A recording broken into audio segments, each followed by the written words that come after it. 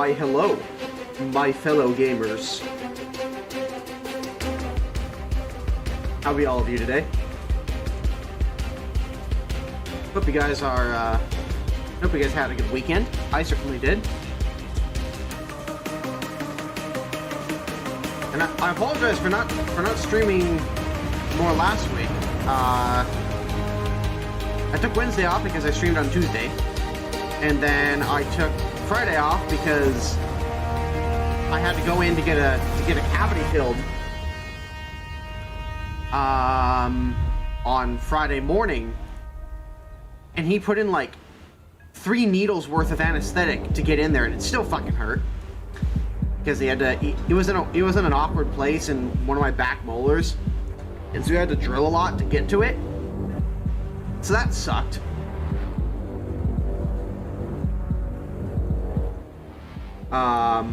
So that sucked a lot. And because he had to use so much anesthetic, my face was numb for like, I think I got done somewhere around 11:30 or something like that in the morning. My face was still numb around 4 o'clock. And I was just like drooling out of like the left-hand side of my face. So it was bad. I mean, my dentist is pretty good. I'm not one of those people that like just like dreads going to the dentist. Like, it's just something that I gotta do, so I don't mind it too much. But dear Lord, that hurt a lot. That sucked. A ton.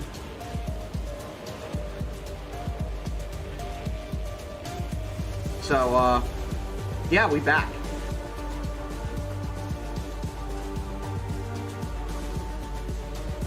Your ability to begin streaming right before my class periods is impeccable. I mean, yeah. Why do you think I do it at that time?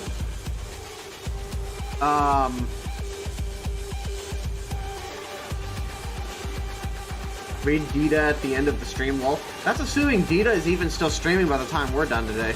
I doubt it. He usually finishes up streaming about the middle of the time that I'm done, so, or about the middle of mine, so. Alright, let's go ahead and swap on over once it picks up more thunder. There we are. Whee!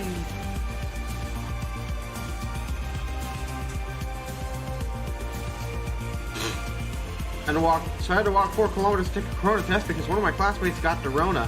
Nice. How does one get better at realistic battles? Knowing the maps. Knowing the maps is pretty important. If you really don't know the terrain, you can put yourself in really bad situations without even realizing it until it's too late. The hallmark of a good player in realistic battles is one that recognizes the situation that their situation they are in more often than not.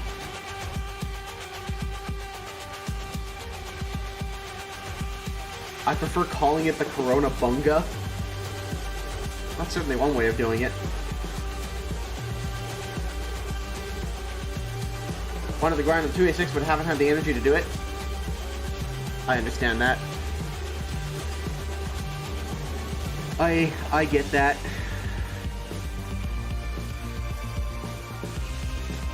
I did play a game with the PTZ-89 the other day. I actually had pretty decent success. Only one game though. You gonna try and get the nuke? No, because I don't play arcade battles. And it's only available in arcade. So, honestly, it's really not like, it's not like a Call of Duty milestone where like I have to get the nuke, you know? Does the PTZ-89 get a stabilizer? Yes.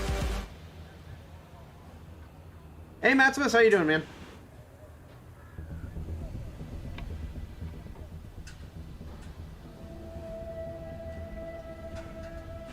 I think we're going to be playing a lot of the M1128 Striker, though. I know a lot of people have been saying that this vehicle is awful and like they've ruined it and it's terrible. I've had pretty good luck with it so far. Like, is it God tier? Probably not, but as far as like a support vehicle goes, it's not bad. Oh wait, it's tier 7, that's right.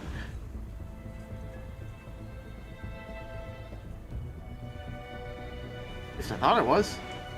There it is. Yeah, 10 games in it. 15 deaths to 31 kills. Yeah, so I've had some decent success in it. It's not amazing, but it's not the worst thing I've ever seen.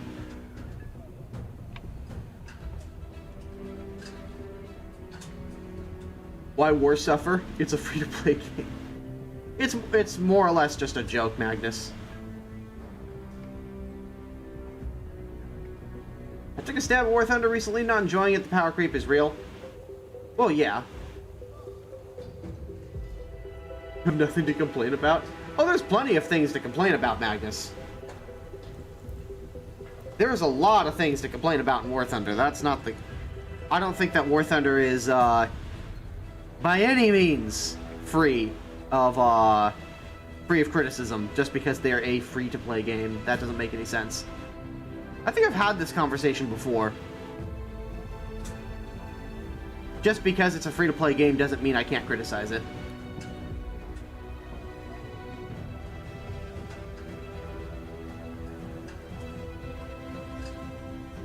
Let's see here. But yeah, C3 said, I took a stab at War Thunder recently, not enjoying it. The power creep is real. That really depends on the tier you're playing. At the lower tiers and so on, not so much. Also, I don't know why I'm getting like random like indicators of like, what's it called, fucking rentals, when that's totally not the case. Do you not like the new hanger? It's not that I don't like the new hanger. It's the fact that making thumbnails with this custom hanger, where there's nothing there, makes my life a hell of a lot easier.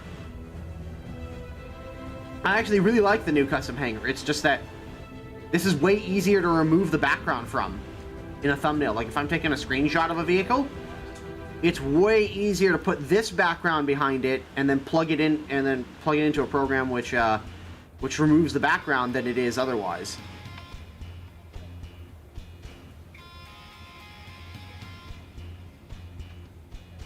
What is the best nation to main/grind out as a low rank? Ground forces RB and air RB. Well, alright, I'm gonna say this right off the bat, Stalin, but Bunny. Your overall rank doesn't mean anything. The only thing that the overall rank means to you as a player is when you hit level 50, you get 1,000,000 golden eagles, and when you hit level 100, or not 1,000,000 golden eagles, silver lions, and when you hit level 100, you get another 1,000,000 silver lions. That's all it means. So, the rank overall doesn't matter. Like, I could be a level like 12, but I can still kick ass. So, but to really answer your question. Your best bet for somebody who's just getting into the game is US, Germany, or Russia. All three have very expansive tech trees, a lot of vehicles to play with, and a decent variety. I would recommend playing at minimum 2 nations, and preferably nations that are on opposite sides of the matchmaking arena. So, like for example, USA and Germany are like two good solid nations, or Germany and Russia, like 2 good solid nations. And the reason I always recommend people do that is, one, you get a lot more variety in the types of vehicles that you play, and it really forces you to change up your playstyle. And 2, it also teaches you that while one nation may seem stronger than the other, that's really not the case. and everybody struggles with their own weaknesses and utilizes their own strengths. So whenever I see people saying like, "Oh, Germany suffers," or America is overpowered, or Russian bias, or something like that, and they're being serious about it, you can pretty much instantly tell that those are the people who have not played multiple nations. They've generally only played one or two nations at the very most.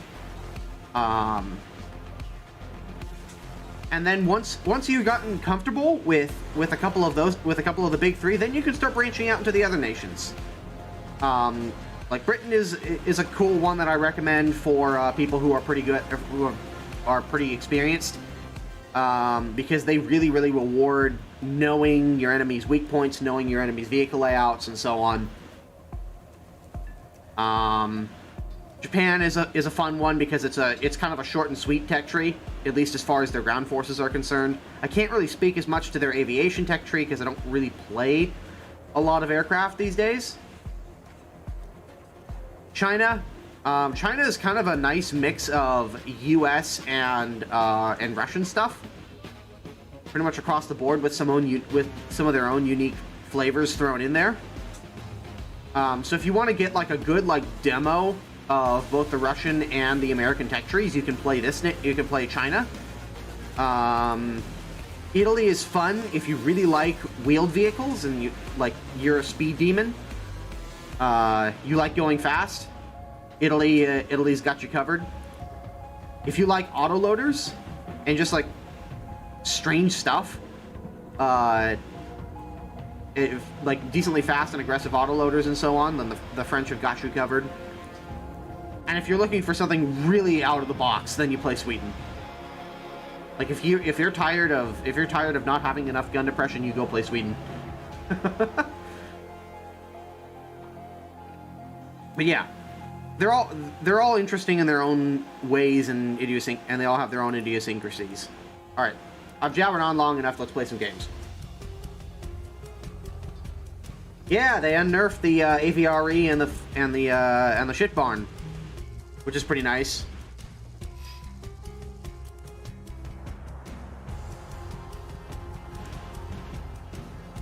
Okay, so we got a night battle.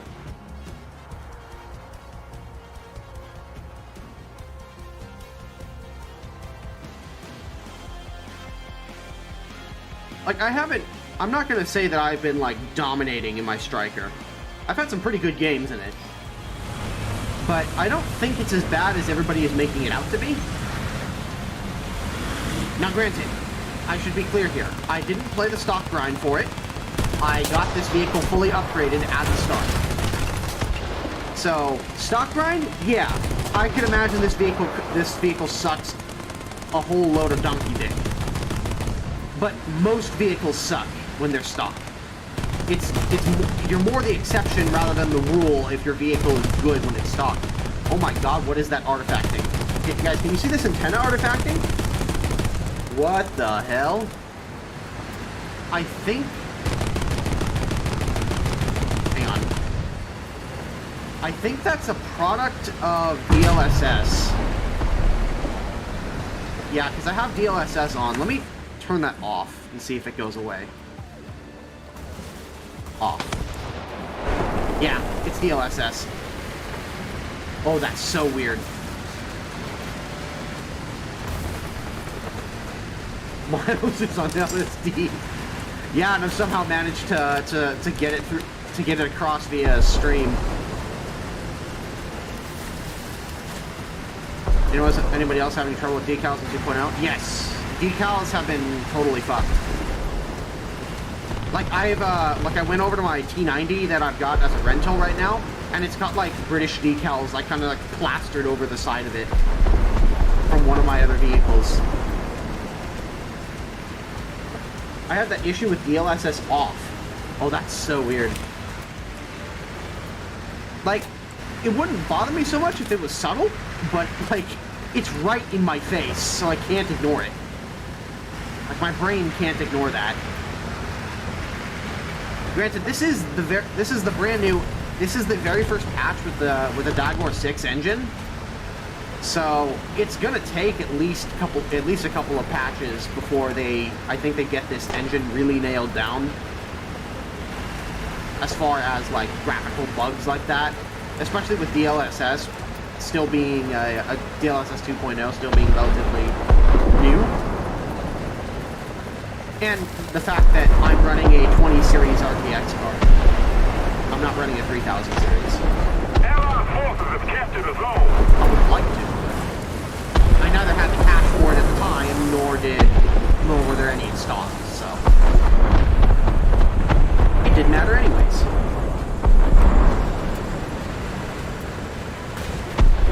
They will fix it when Dagger 7 comes out with Kappa, pretty much.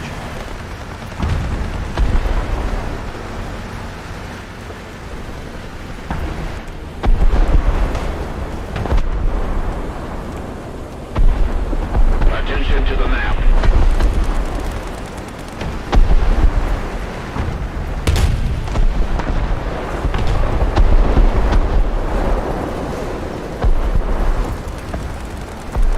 Seriously though, this engine exhaust is really getting on my nerves. I like to drive to the left. I can't really do that.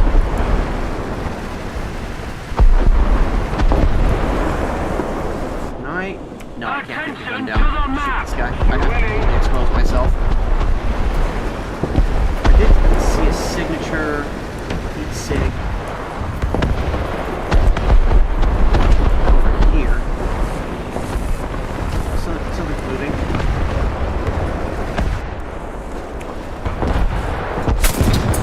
Ball sack. I knew that was gonna happen. That was bad. Yeah, that was just poor positioning on my part. That wasn't the vehicle. No, God! No, God, please! I didn't realize I was driving uphill like that, and I should have realized it. Oh, well. Seriously though, the thermal sights, the third gen, I think they're third gen thermal sights on the Striker are fucking beautiful. As long as this isn't in your way.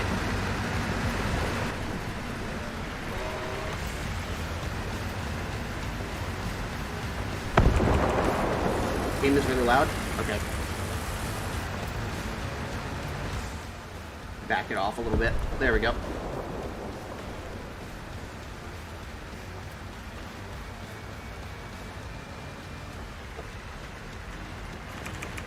Honestly, I've really enjoyed the Striker so far. Like, it's not a game-breakingly good vehicle by any means. I would say that it's good. I wouldn't say that it's bad. Most of the problems with it come down to poor gun depression, meaning that you're not really able to take advantage of a lot of spots that you otherwise would in normal tanks. You're large, like you're a pretty large target, which means that you have to expose yourself a lot more in order to take shots at people. Just a little more effort, and victory will surely be ours. And it's not particularly fast. Also, you have hull brake, but that's kind of par for the course with vehicles this light.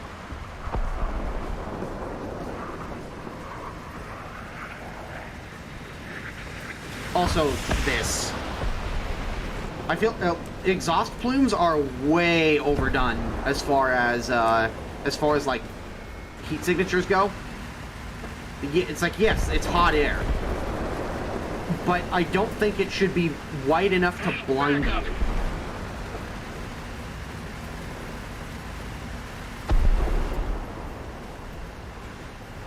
Think Centauro is better than Strikers? In some ways, yeah, definitely. Centauro Rollmore and the Striker MGS, or the Centauro MGS, are very, very good vehicles. Especially considering that the Centauro MGS does get commander thermals, but you're also playing that at a 10.0 battle rating. You effectively get a Centauro MGS. Okay, where was that from?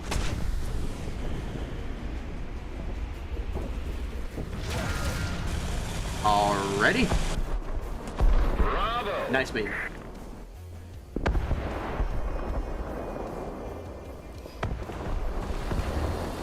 as I was saying, the Striker is basically a Centauro MGS, but a whole battle rating lower.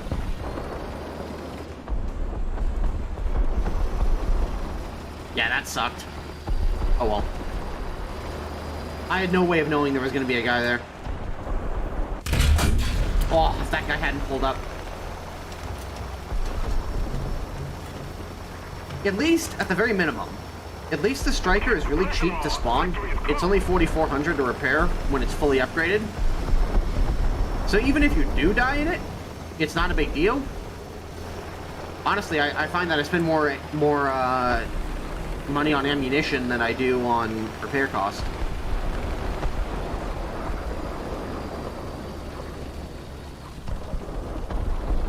Attention to the designated grid zone.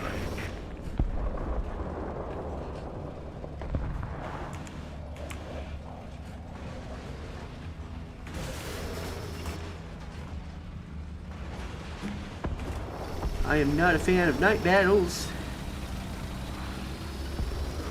I understand that they wanted to increase the frequency of night battles, but honestly, it makes it just way more of a pain. I haven't done shit all game. That kind of blows. I'm kind of stuck with only gunner thermals here because I got wrecked by somebody I didn't know was there.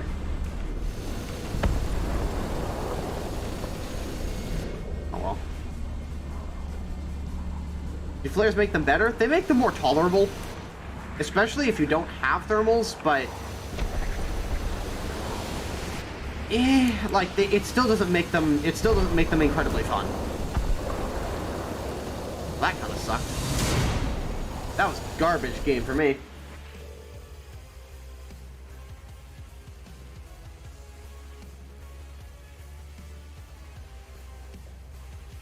Not being able to use NVD.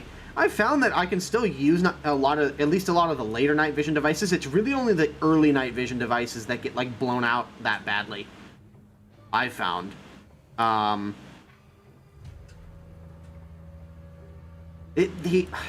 Unfortunately, like, I understand that they're trying to put in more night battles so that people who have night vision can properly utilize them.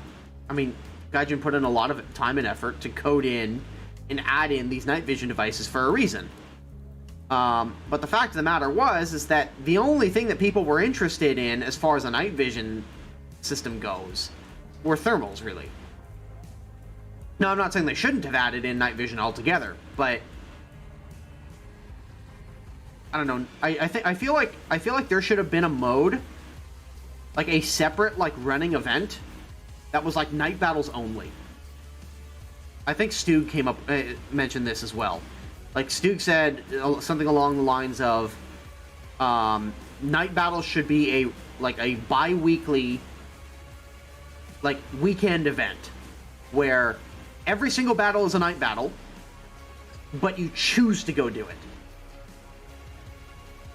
And then random battles should just be in daytime.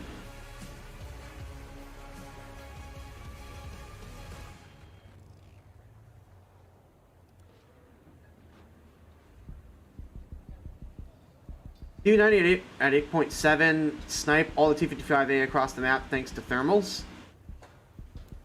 T2A1, L44, and the CV90, it's so bad. I don't have a problem with thermal sights.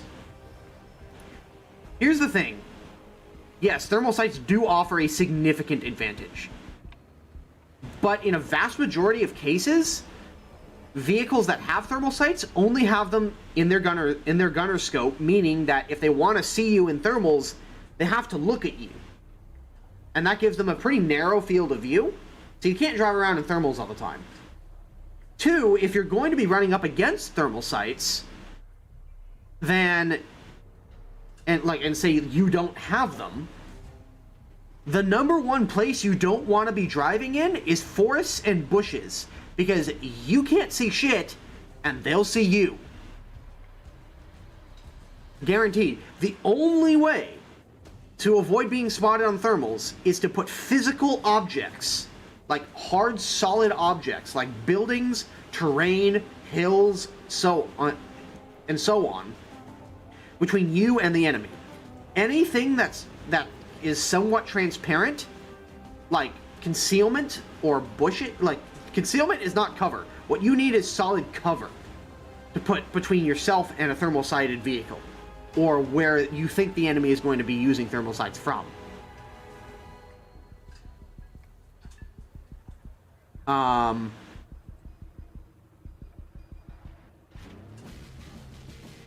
That's really the only way you're going to be able to fight them. And does that limit your options? Yes, it does. But that's really the only way you're going to be able to go about it.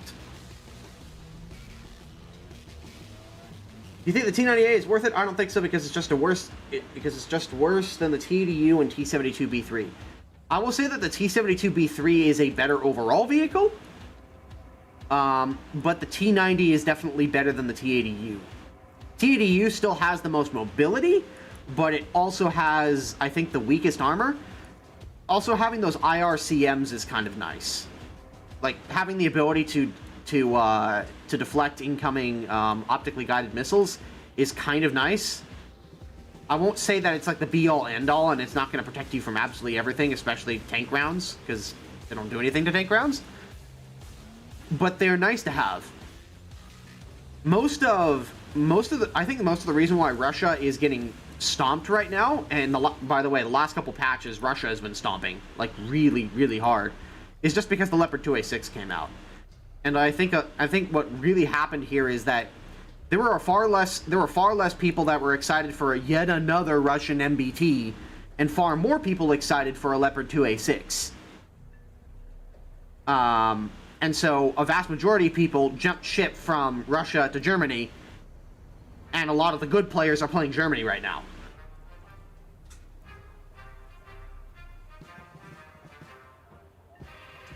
I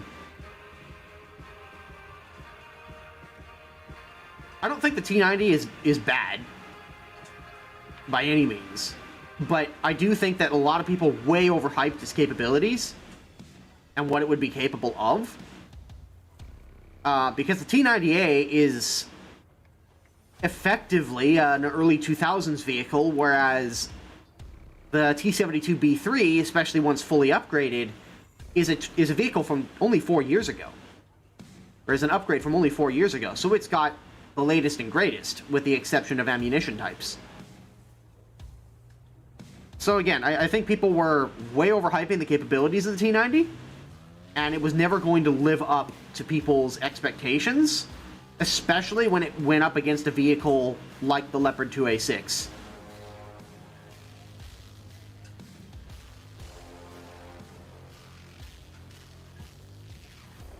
T72B3 deserves wall pen? Honestly, I don't think it does. Like, I think the ammunition types that it currently has right now are more than adequate.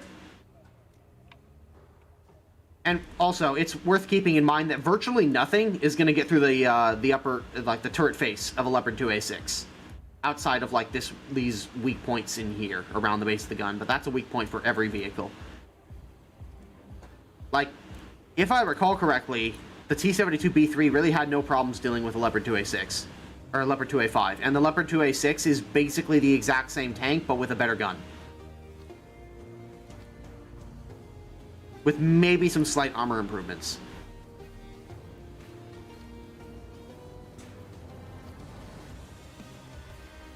Yeah, you can still penetrate the lower plate. And the upper plate. Let's bump it out to 1,000. Yeah, you're still pretty much going to go through the upper plate. Especially if you're shooting down onto it.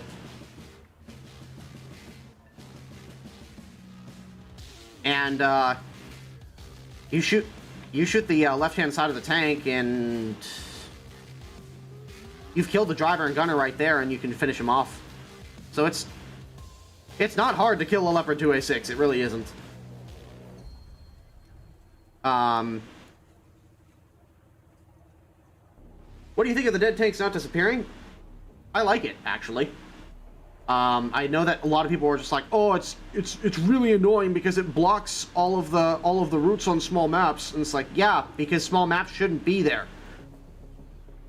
in my personal opinion, there shouldn't be a map like smaller than a kilometer in top tier, period. My personal opinion. And I think the fact that vehicles stay on the battlefield now just highlights yet more reasons why we shouldn't have them there. It's really easy for vehicles to get in there, get killed, and then block everybody else.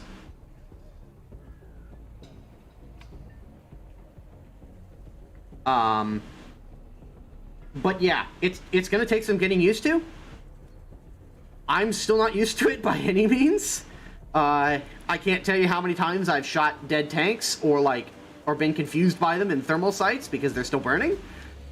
But it's just going to be something that like people are going to have to learn to play around.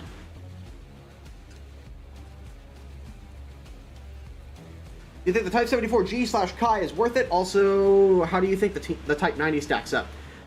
Type 74G/Kai, if I recall correctly, the Kai is the new version. No.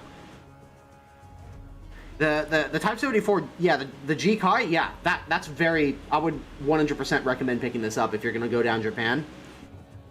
I pretty much recommend almost all of the Tier 6 premiums. Because they're such great value. Because you can research every single tier in the game, without any research penalties. So yeah, I would 100% recommend it. The Type 90, it's okay in some areas, not great in others. Armor protection wise, it's pretty shit.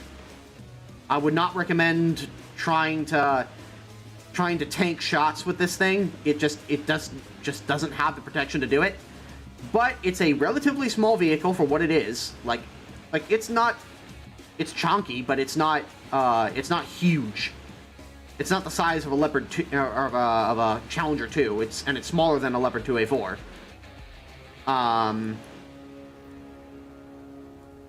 It's very low profile. It's got hydropneumatic suspension, so you can get a little bit more gun depression and conform to whatever terrain you're fighting on, which is kind of nice. The best part about it, though, is its autoloader. It has an autoloading magazine. It has an autoloading system, so you don't need to have a top-notch level 150 experted aced crew to get the most out of the Type 90's reload.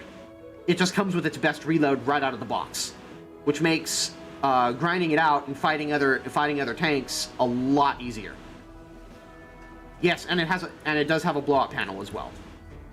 So if you get hit in the side and the shell doesn't penetrate the crew compartment and it detonates the ammunition in the autoloader, then it'll blow out the top, but it won't kill you.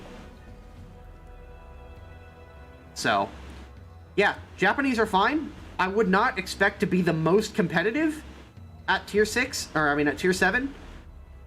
Honestly, I think that the real sweet spot for Japan right now is 9.0. You get the Type 16 at 9.0, and this thing is fantastic. It has gunner and commander thermals, which is really, really nice. And the Type 74G also has gunner thermals. Not to mention the fact that all of the Type 74s come with APF-SDS, like, pretty early on, which is really, really nice. Like, yeah, you still have stock heat, but you get APF-SDS really early on, and your Type 93 APF-SDS is not bad, by any means.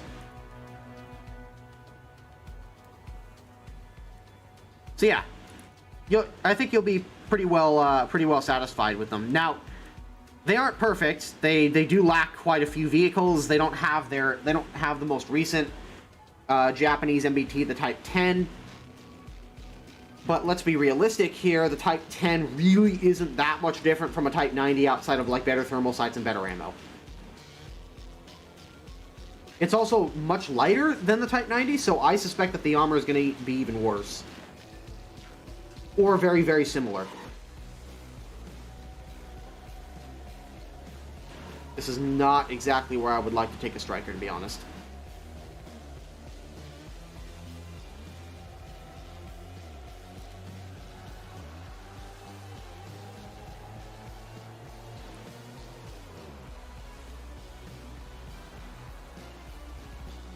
Type 10 is auto-loaded? As far as I'm aware, yes.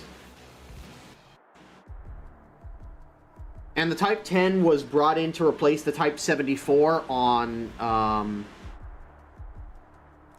some of the outlying islands in Japan where the Type 90 could not be supported weight-wise in the underdeveloped infrastructure out there.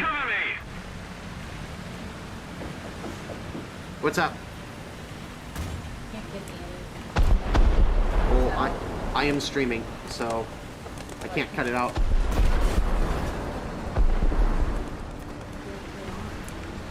Yeah, but I'm working too.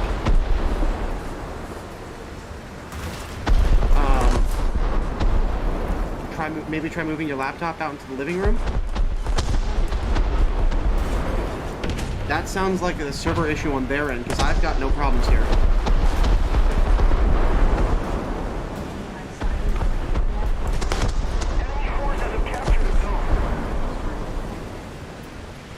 If you open Google Chrome or whatever internet browser that you have, does it say that you can't connect at all? Attention to the designated grid zone. Okay. Attention to the map. I'm gonna let the Abrams take a shot at that.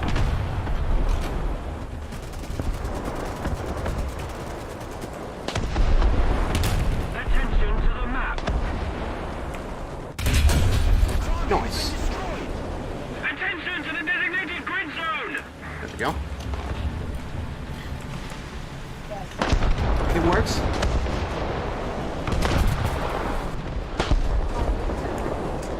Yeah, try that. Attention to the map. Repairing. I have been told that several times, Jeeves. I don't know where it comes from, to be honest. Yes, the Striker is stabilized. It's not as well stabilized as an MET, I've noticed, because the chassis tends to bounce around on its wheels quite a bit. But it's by no means bad. Another zone captured. We have the advantage.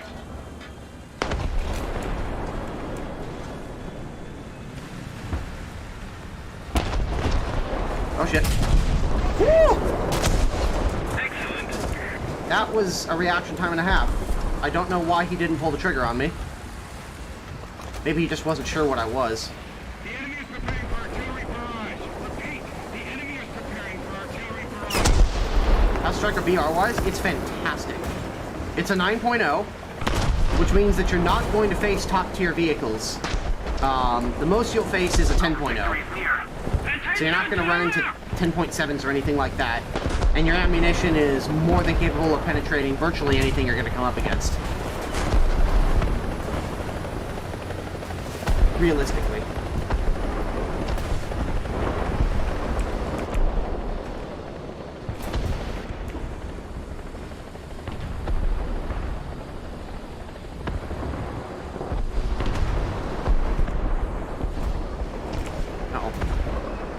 Whoa. Big ol' FPS drop right there. Also, I noticed that I'm stuck at 60 FPS. I should be at like 120. I mean, it's not unplayable by any means. It's just... I'm curious as to why it's stuck at 60. Do you think they'll eventually let us take off the cage armor?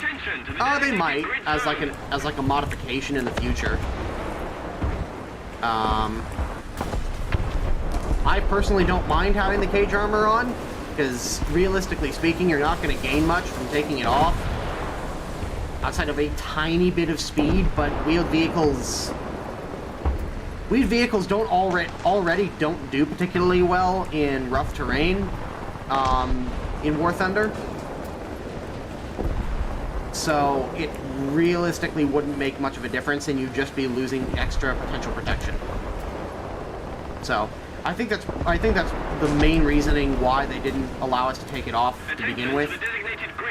Or they don't allow us to take it off to begin with, because realistically speaking, it wouldn't matter. Especially considering that everybody's firing kinetic energy. Nice. I wasn't sure if that was going to hit him.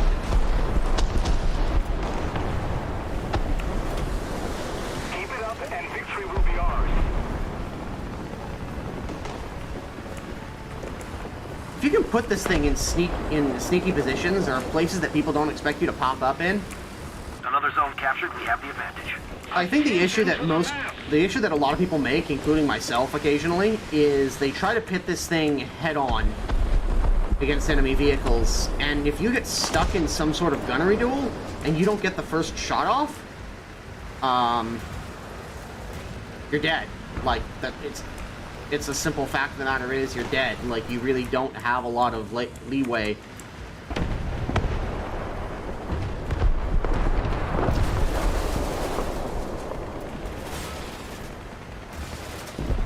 Has the cage armor ever saved you in this vehicle?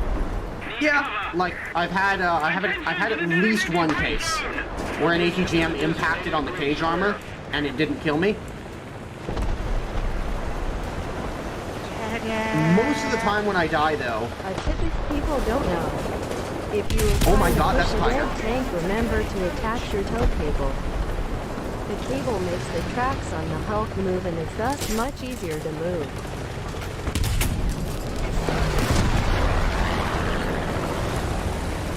Why is this guy bringing a Tiger?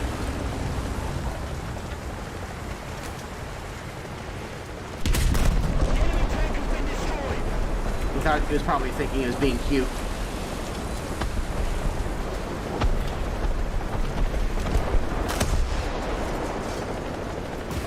Well, you watch the History Channel. Fire Dragon, thanks for the 20 bucks, man. A tip that people don't know: if you're trying to push a dead tank, remember to attach your tow cable. Cable makes the tracks on the Hulk move, and thus it's much easier to move. This is true. If you don't attach a tow cable, then you can't push vehicles out of the way very easily.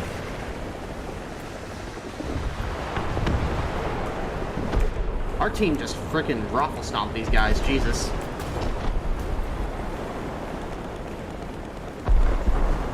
I got 5 kills.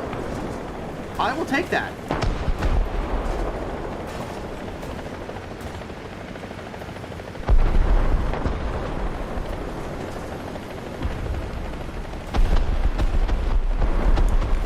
Like I said, Striker really isn't bad. It's just, it's very specialized.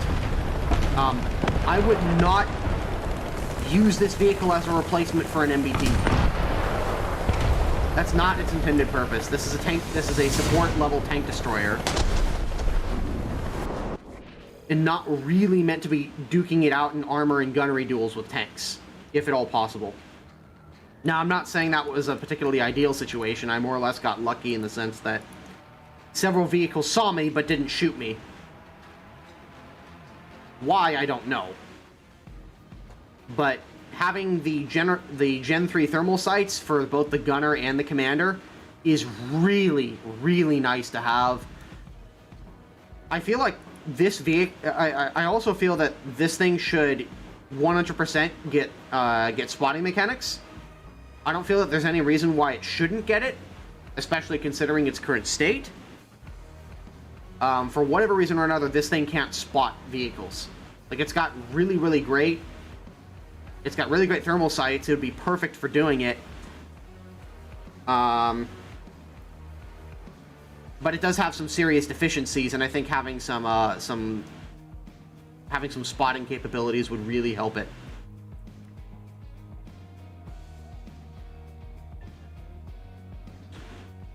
How am I? I'm doing pretty well.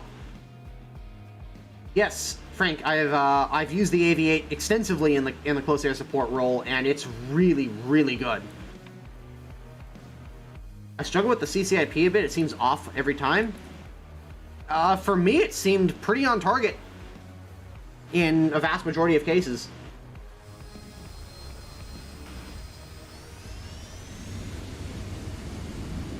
Here,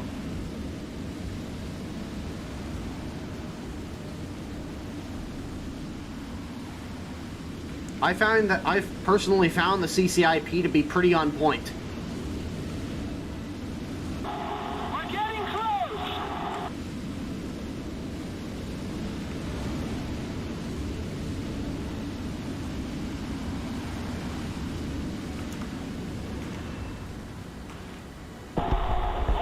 Yeah. I personally haven't had any problems with hitting things. I really do want the AV8, but I think I'm close to the C and don't want to waste my money. That and the repair cost of the non-premium is much better. This is true. Definitely the case. The premium one costs like $12,000 or something to repair. But also keep this in mind. You're making a heck of a lot more cash per run with the premium. And when you buy the premium, you get it fully upgraded. You don't have to do a stock grind with the premium.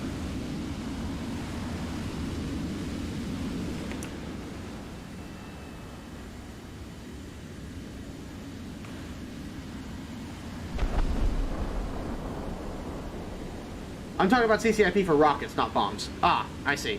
Yeah, the rockets have definitely felt off. Bombs, they seem really on point to me, personally.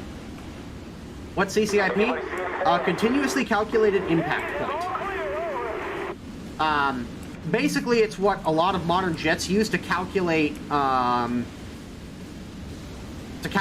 impact points for bombs and dumb munitions. Or in some cases, smart munitions. But in the cockpit, for a lot of aircraft that have CCIP, it basically shows up as like you have a steer point and you have an impact point on your HUD that will show up on the ground somewhere. That will give you an approximate location for where the bombs are going to land. Not exact. War Thunder is a little bit too exact with CCIP. Dumb bombs, like, they're not particularly accurate to begin with, and all the CCIP gives you is a rough area where they're going to land. But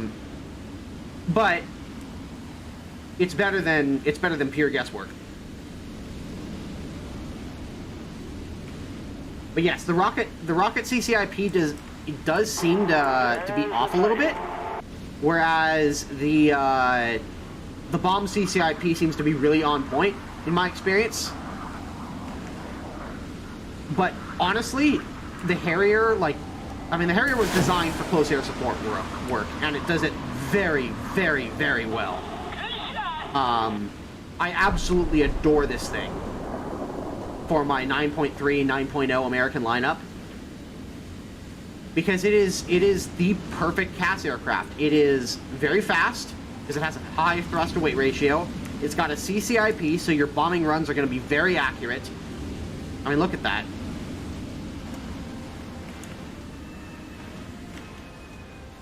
Like, right, those are basically right in his fucking lap. They're very accurate. And you get really good missiles. Like, the American AIM-9Gs are not SRAMs, but they've got a longer range and they're decent enough. So that way if somebody's trying to run away from you, or they're not paying attention, or they're chasing somebody else, it's not hard to lock them up. And get a longer range air-to-air kill. Now, dogfighting, it's not so great at.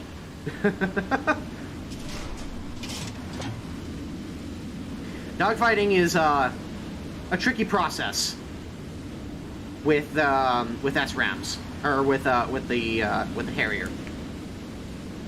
It is not ideal.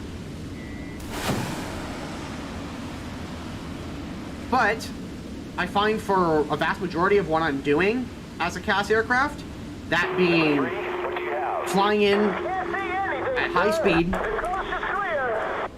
delivering a pinpoint accurate bomb drop, and then GTFOing, and then maybe sticking around to do some air superiority work with the AIM-9s, to be perfect for my needs as a ground forces player.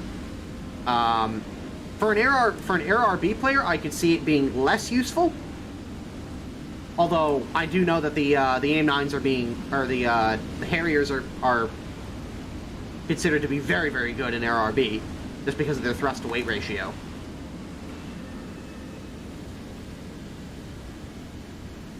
Yeah, nailed it.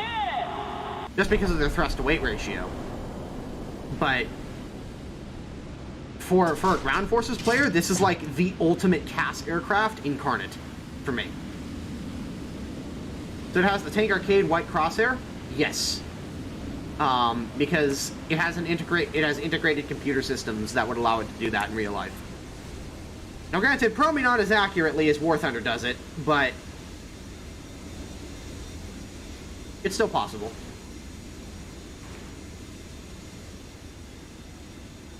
Trying to slow this thing down, though, for a vertical landing is tricky, to say the very minimum.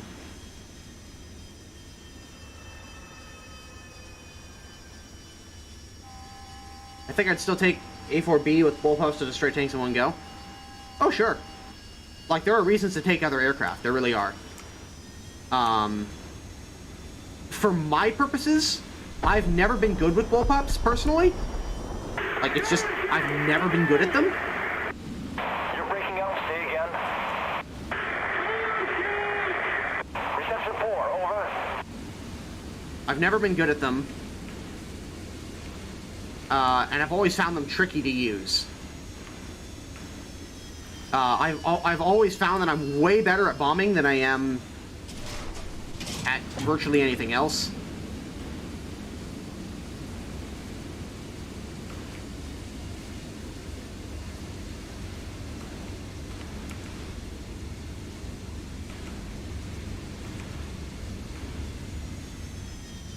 Nailed it.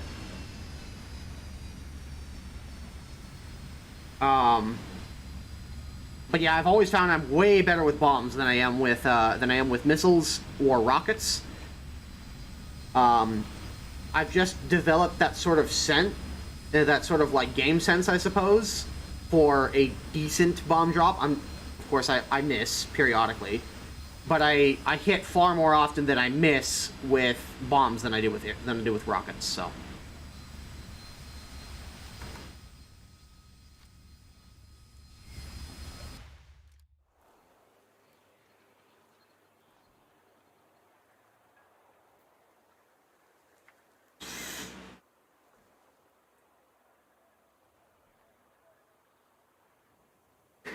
Miles just on a plane without crashing. For you, what did you do to the real Miles? I've replaced him. He wasn't streaming often enough.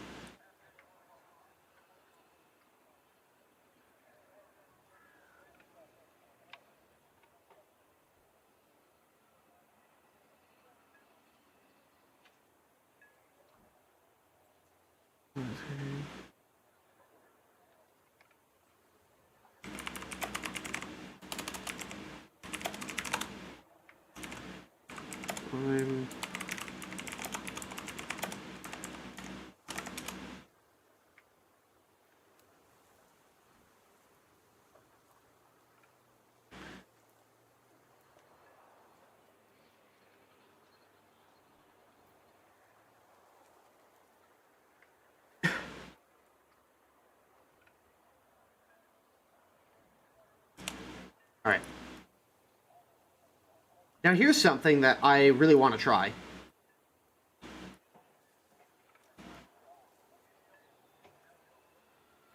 I really want to try playing around with this thing a little bit. Because I've heard things. I've heard some very interesting things.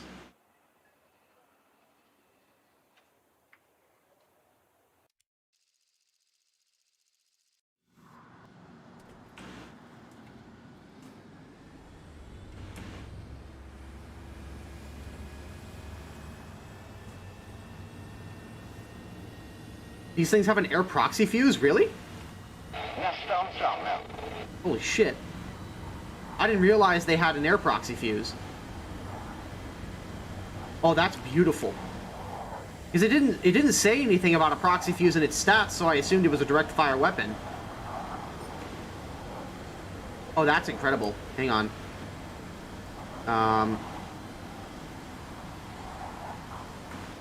Actually.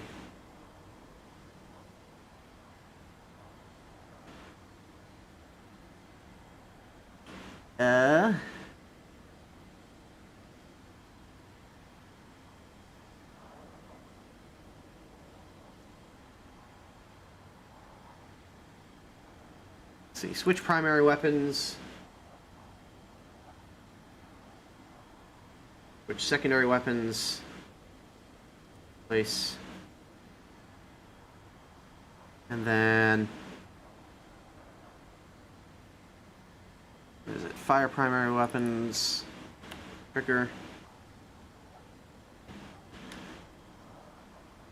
There we go.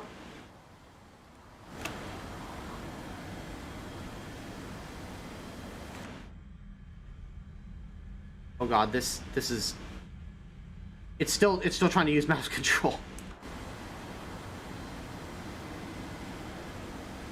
Alright, fuck it.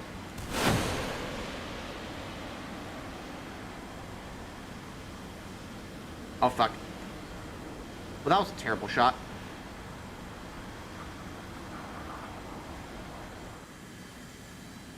Yeah, I need to switch mouse control out for something else.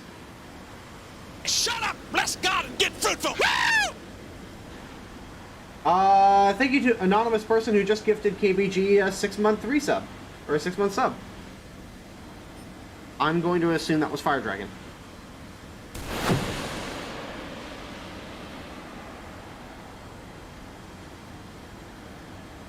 Oh, come on, that didn't kill him? That's like a 1,000-pound bomb. Oh, never mind, it landed pretty short. I thought it landed, like, right on top of him.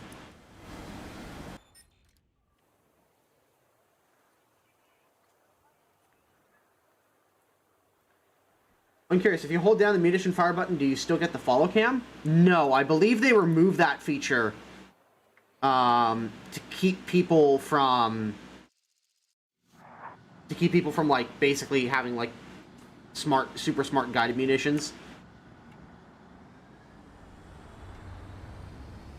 Yeah, because you basically had TV-guided missiles. I remember the first couple of weeks that the bullpups were out on the on that event, FJ4B. That was cancer. Like, people were quite literally... I think they were firing the missiles at the airfield where they were taking off, and then guiding said missiles. Yeah, if I hold it down, it doesn't do anything. I can't see anything. Past a certain point, you just can't see the missile.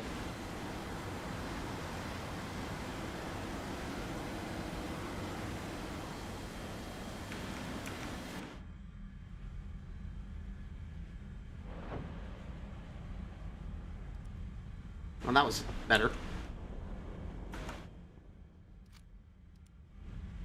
Unfortunately, I'm just really terrible with manually guided weapons. I've always been bad at them. But these things, like, fucking hell. It doesn't say anything. It, like, I didn't realize that it had a proxy fuse because I didn't see anything here to indicate that it had one.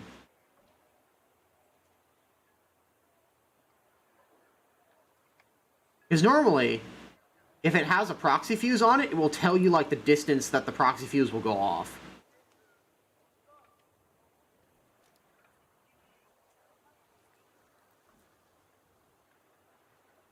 Yeah.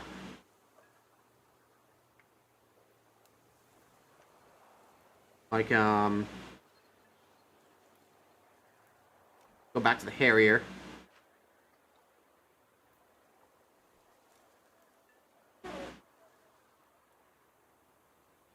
Oh, I guess it doesn't tell you.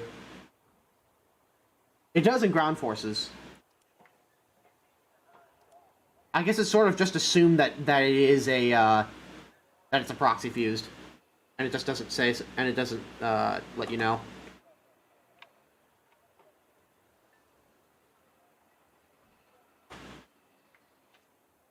Same with the Viker. Where on the tech tree is the SK60? It is under the bomber line. At 7.3. Which I'm told is utterly bullshit.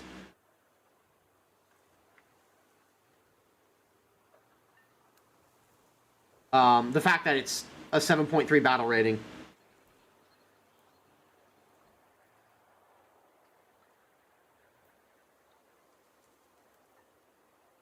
And I'm also told that the cannons, the 30mm cannons, actually shred like pillboxes and ARB.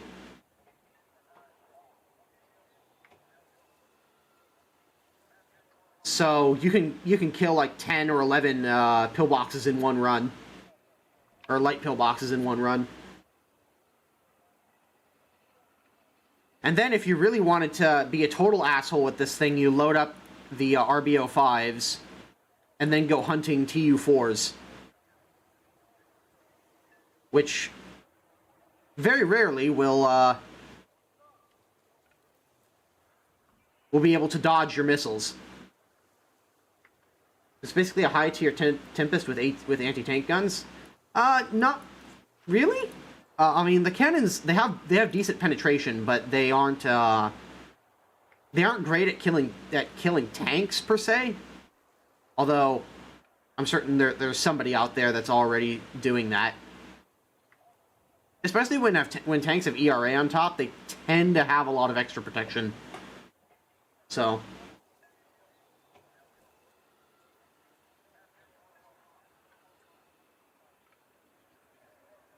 It tends to finish ARB matches in 7 minutes by killing pillboxes.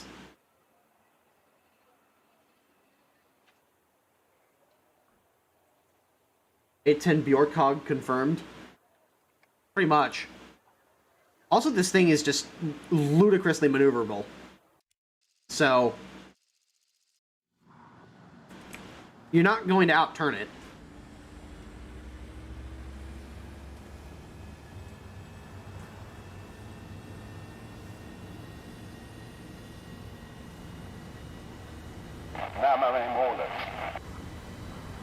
Getting a trainer jet vibe from it? That's because that's exactly what it is. It's a trainer jet that they slapped weapons onto.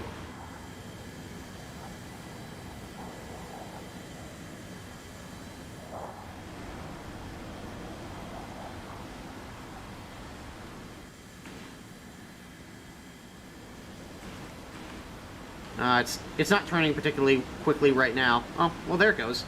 Now it's turning. For a jet, that's pretty good. That's not bad. It's not like Draken levels of bullshit, but it's pretty fast. Or it's pretty quick in the turn. But it's not meant to be, like, super uber fast. Like I said, it's meant to be a trainer.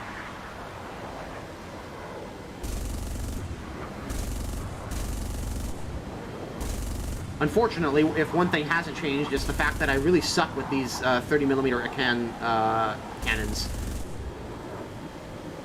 My aim with these things is pretty terrible. I've never really gotten the hang of them.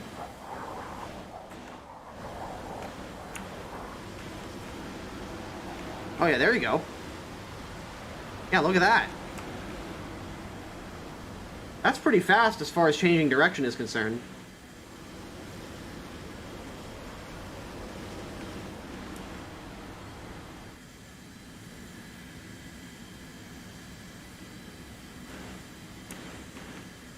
I find that people try to dogfight my SK60 and they still don't know how I outturned them. I think people look at this thing and they just underestimate it. It's like, oh, it's just a slow-ass trainer, it can't be all that effective, and then you just fucking pull this bullshit. That too.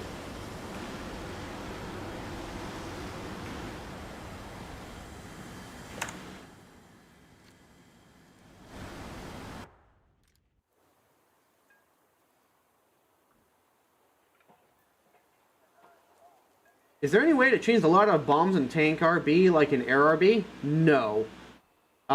If you land and jump out of the aircraft in ground RB, because you have multiple respawns, the game thinks that you're just leaving that aircraft.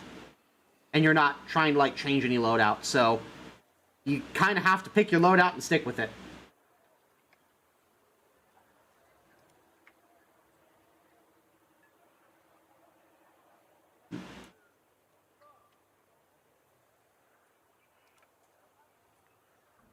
Probably going to go to 7-7 soon. It wouldn't surprise me.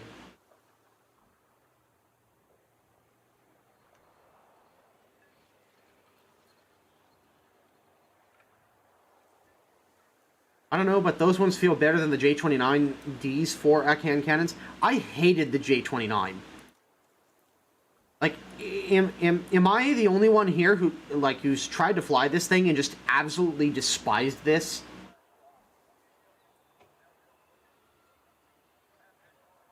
Also, it just occurred to me that, like, half my tech tree is wrong. Like, I absolutely hate this thing so much. It doesn't turn, it's not fast. Like, it has an afterburner, but it doesn't feel fast enough. Your ground attack armament is fucking atrocious. And the rockets rarely hit what you're aiming at. Like, this thing is the biggest waste of cash ever. You're way better off, like, using the Peripherals, grinding to the SK60B, throwing a talisman on that, and then just farming. It's better than the Vatour. I like the Vatour more than the J29. You know why? Because the Vatour actually gets missiles. Yeah, you have to sacrifice all your bombs to do it, but you at least get air-to-air missiles, and people don't always expect that in Ground Forces RB. And it's at least fast and has bombs, which I much prefer to rockets.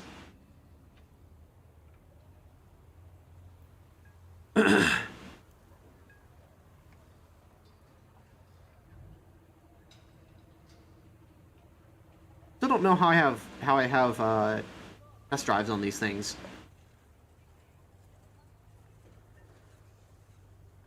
Be too sluggish for me? Well, it's not exactly meant to be a fighter. You're not really supposed to be dogfighting in a Vatour. It's like, the Vatour, yeah, I can understand it. It's a jet bomber. Sweden gets a jet fighter, and I feel way more, and I feel like way more flexible with the Vatour than I do with the J29. I can't stand this thing. So, this, the SK60B, is 100% going to replace all of my loadouts, with the exception from 7.3 onwards, with the exception of the J35. The Draken is pretty much the only exception to the rule, and that's just because it's the Draken. But in the ground attack role, the SK60B is still better than the Draken. Just because in my... Like I said, I'm way more comfortable with bombs than I am with rockets, and the Draken doesn't carry any rockets.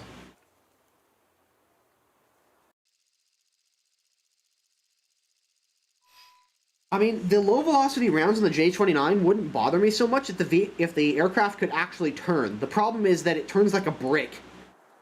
Like, I feel I've played 4-engined heavy bombers that are 10 times more maneuverable than that thing. Like, it just doesn't turn when you want it to. Like, it has terrible acceleration. And the guns on it, because they're so damn low velocity, I can never seem to pull enough lead with the J29 to get the cannons on target, because it just doesn't pull enough, it refuses to pull enough G's to do it.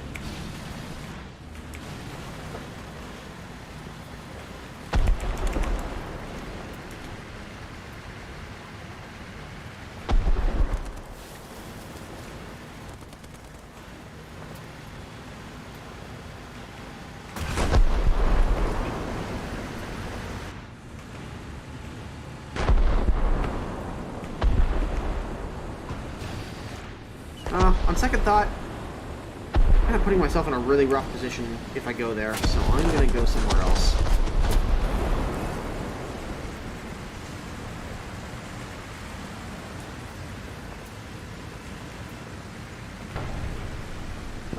It's very hard to play it.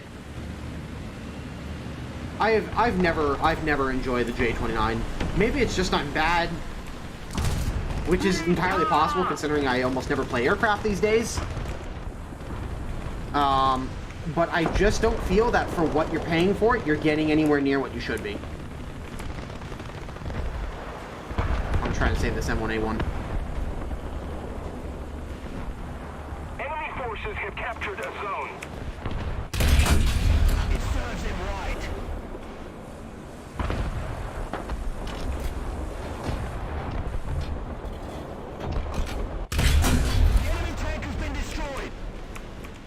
T80B. The M1A1 survive? He did. Nice.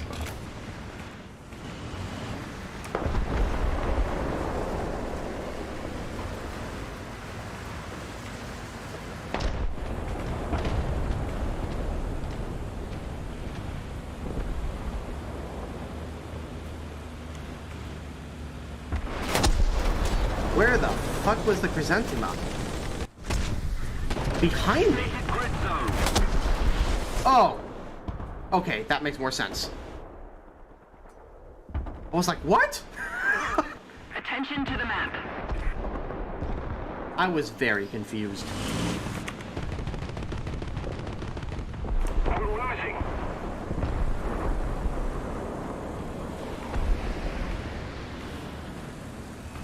Chrysanthema is down.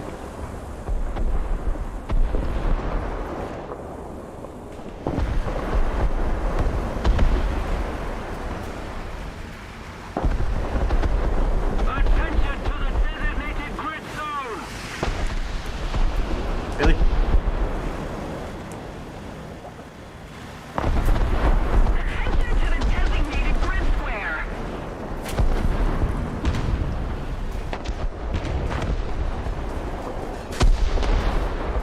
SPAA should get bonus cash for killing airplanes.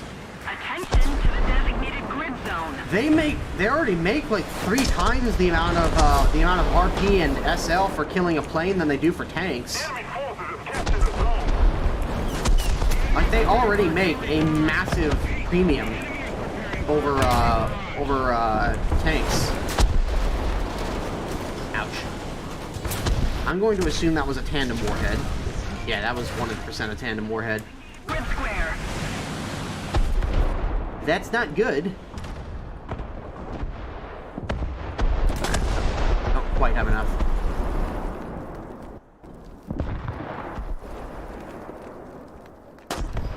Even a tandem warhead, though, I don't think should be able to go through slat armor. Awesome.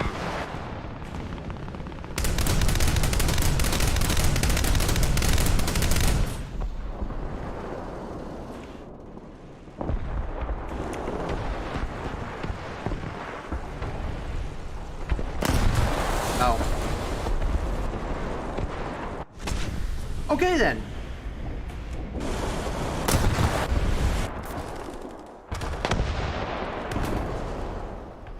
Seems legit. Pressure on the enemy. They're winning. God, I really, really enjoy Tier 2 maps at Tier 6 and Tier 7. Don't you guys?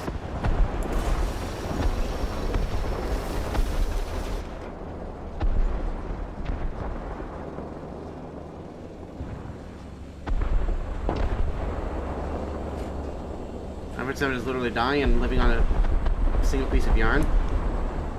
I wouldn't say that. I would say, if anything, it's grown. Has the experience gotten more enjoyable? No. No. Alrighty then.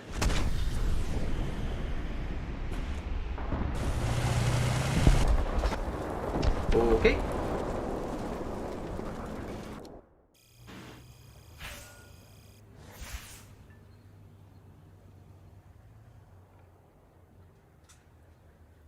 Map is actually fun at all BRs. It's fun when you're winning. No, but there should be no reason why the enemy is that close to our spawn that quickly and they're like that early in the game. If we were on a larger map, even if my team was losing, it should take them longer than that to basically camp our spawn. So 9056's name was changed to the 9040 Bill. They changed the bills. Like, I think they removed the explosively formed penetrator on them, so the bills are virtually useless now. Like, I think they, like, nerfed them into the ground. Although it may very well be just a bug.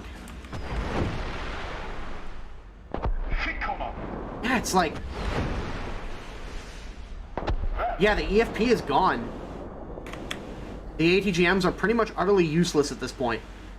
I think they broke... Like, I'm not sure if that was intentional or if they broke it.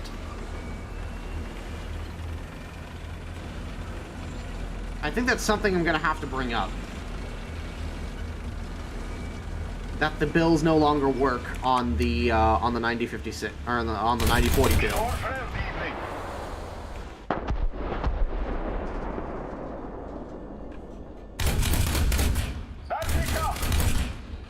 What about the TOE2Bs? Do those no longer work either? Because if they don't, then that means that it's something wrong with the top attack mechanic in general, and not an actual nerf.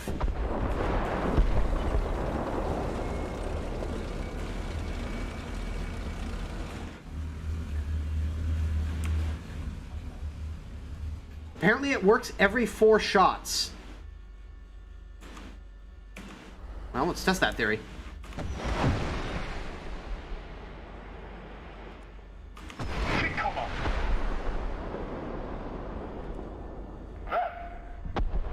Not really. It's just the penetrator that would go down through the top of the tank just isn't forming, or if it is, it's so incredibly weak as to be unusable. That one at the start, though? Yeah, but that was because I was shooting at the missile and the launcher on the top of the vehicle, which is very, very thin, and a module that's totally exposed.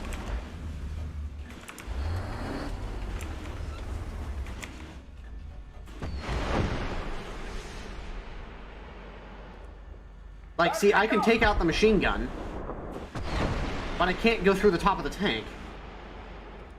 Is it unplayable? It's not unplayable, it's just that the missiles don't work. You're just gonna have to play this vehicle... You're just gonna have to play this vehicle like a standard 9056. Or like a standard CV90. And use only the gun. Because the missiles are unusable right now. At least you get gunner and commander thermals, though. But yeah, I think that's a bug. I'm pretty certain that they wouldn't have done that on purpose.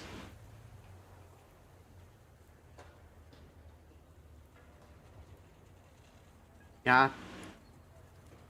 Saw that one coming.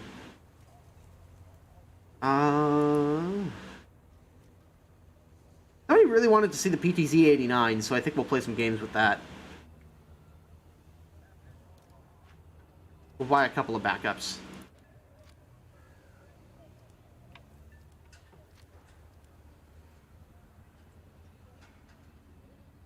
They even shut off the kinetic penetrator on their show, so it has to be a bug. Yeah, I'm certain it's a bug. Something about... They must have changed something about the way those top attack munitions works. Those top attack munitions work. Maybe it's a bug where the penetrator isn't being formed downward, but it's still being formed forward. Like parallel to the... So instead of the penetration jet going perpendicular to the path of the missile, maybe it's detonating parallel to the path of the missile. So if we imagine that the barrel is the missile here, it should be detonating downwards like this. Maybe it's detonating like that, like a normal heat round. But because it's coded to fly over the target, it's not going to hit anything. That's just a guess.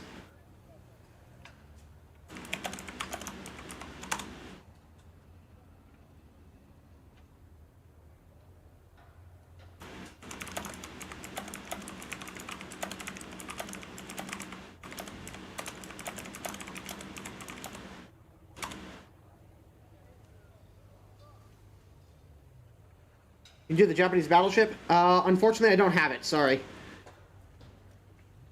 I don't have access to the Ikuma or the Setsu. Apologies.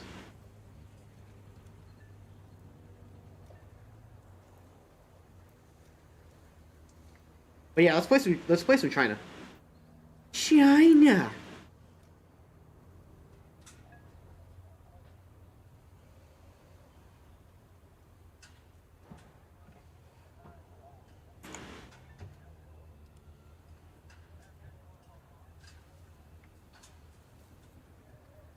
Like, the Hellfire's falling short bug. Expect this one to be fixed in 2 to 3 months from now. I don't know. I'll bring it up to Mike, the community manager over on the CC Discord. We have a feedback channel there.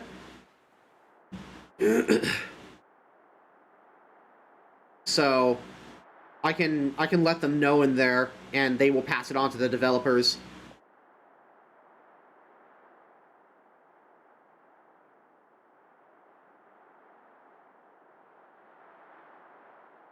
To the heat cone? Yeah. My guess is that the heat cone is still there, but it's flying parallel, but it comes out the tip of the missile like most missiles do, rather than perpendicular to the flight path of the missile.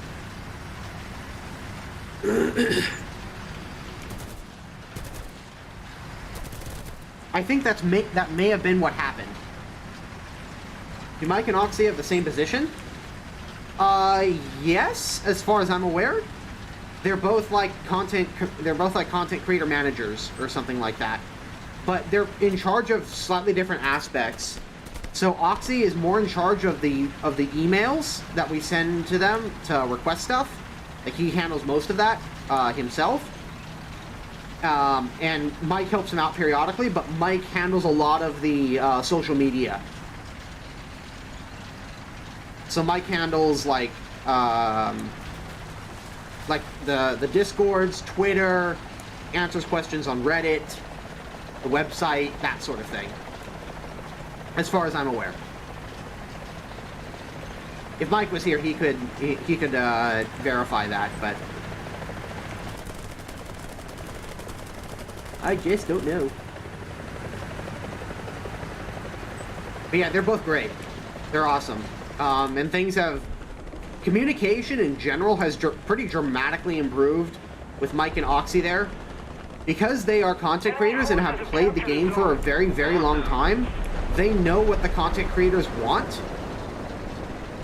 I mean, granted, they still work for Gaijin, so they still have to follow Gaijin's rules and guidelines and so on. But they get it more than anybody. The worth on a social media guy. And last time I talked to Mike, he said that I think it was Weish was handling social media, but it might have been Mike.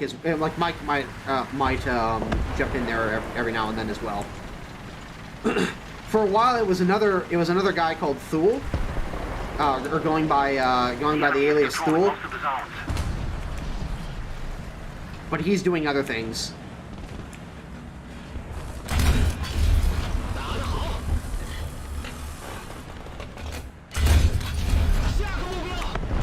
I will say this though, this thing has a crazy fast reload. Yeah, 5-second reload on and it's a 120. It's not a 105. This is a full-on 120mm gun. Biggest issue with it though is it doesn't have any thermal sights. Only has night vision. If this thing had thermals, it would be god tier good.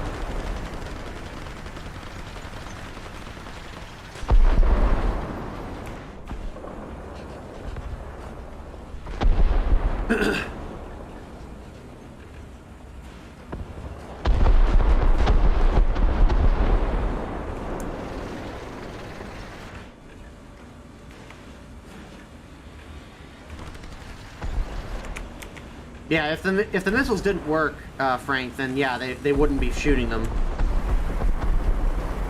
Attention to the map. Damn it! I saw somebody over there. My hope. Attention to the designated grid zone. Is that they will do that. Thank you, Mr. Leopard, for making my life a hell of a lot easier. We don't have the advantage anymore.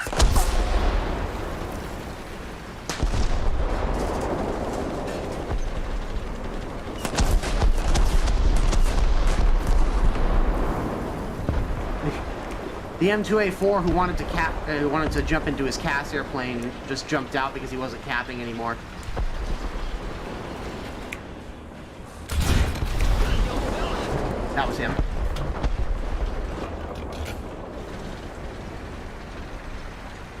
is fun.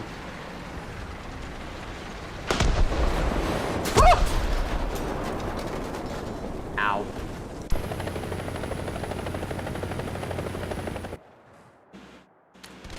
That hurt. If we don't do something fast, Quite a bit. the enemy will win. Take this thing out, actually.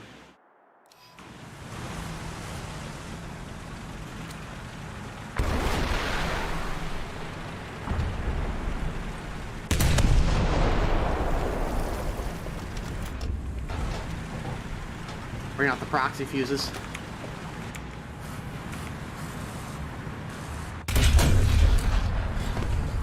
Nope, that was always gonna miss.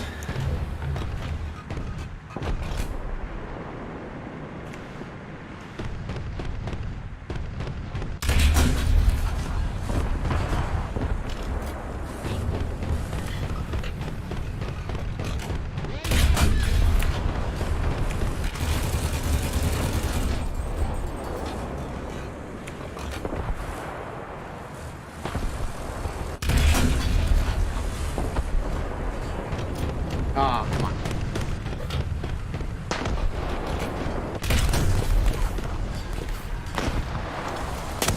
Woo! Yeah, the proxy fuses are like kind of its main selling point. Oh, that works.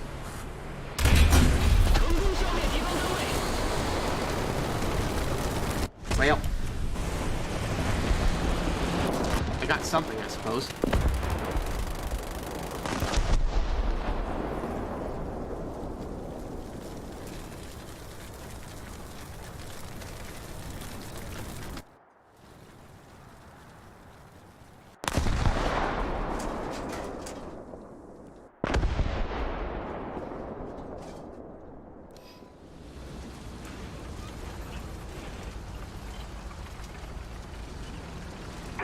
Type 69 2G is my country's tank. I'm so proud. It's a cool vehicle. I really enjoy it. Having the proxy fuses there is pretty nice. Gives you a it gives you an ace up your sleeve that you very rarely get. Really, only a couple of other vehicles have proxy fuse rounds.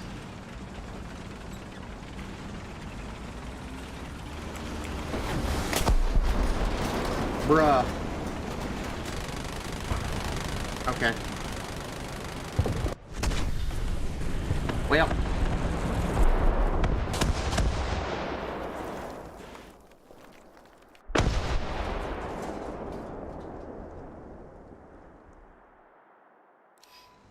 I think it's safe to say we're not going to win this. Just a guess. Alright, well, he's looking that way.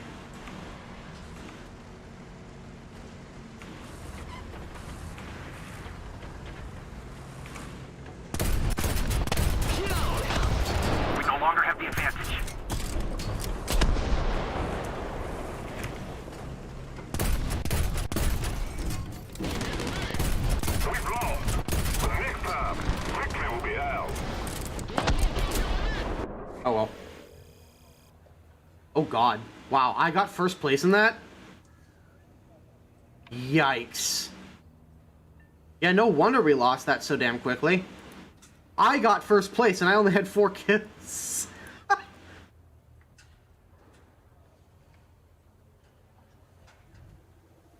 That's pretty terrible. Yeah, this thing is great. It has 3 issues. One is the turret traverse is really slow. Like, 10.5 degrees per second is pretty bad, especially for this tier. 2, it has hull break, I think. Yeah, I'm pretty certain it has hull break because it's just so lightly armored. And 3, it doesn't have thermals. But you get a reasonably mobile vehicle. I'm not going to say it's fast. With a 120mm gun. And really quite decent AP FSDS for your tier. I mean, granted, you really don't need much for 8.7. But, most importantly, you get a 5-second reload with a 120mm gun. which is pretty nice. High explosive is kind of worthless, but and you get your APFSDS stock. You don't have to try and research any upgrades. Wish.com Object 120? Yeah, sorta. Object 120, but it's actually good. Got him.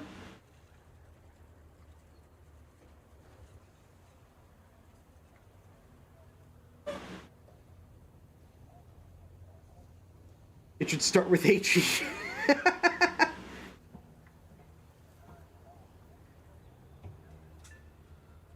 Yeah, I'm one of those people who absolutely despises the Object 120.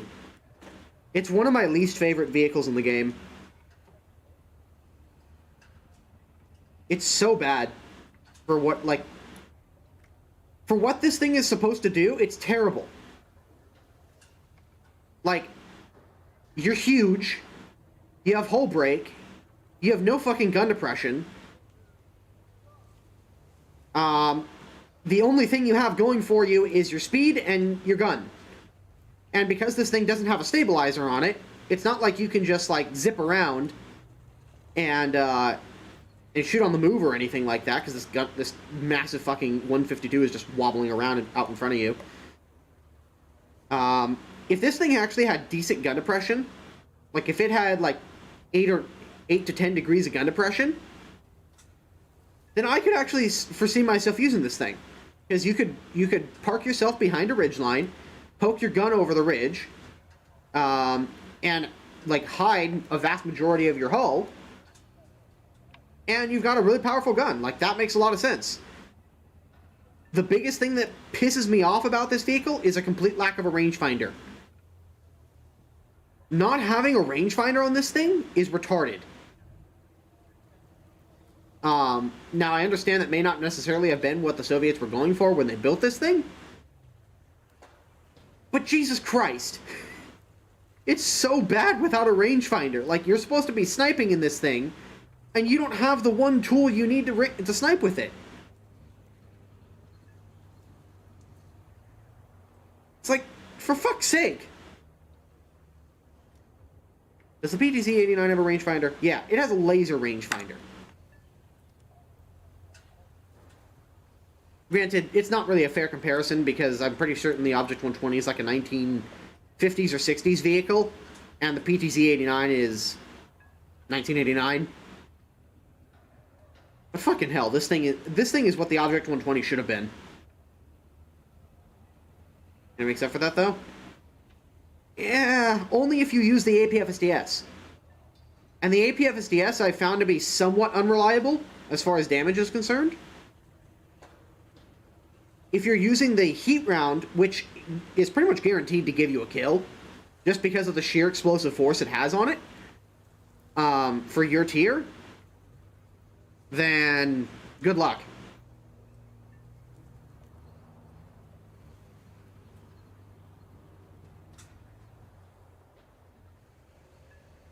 So what, bring the Object 120 to 7.0? No, don't buy it.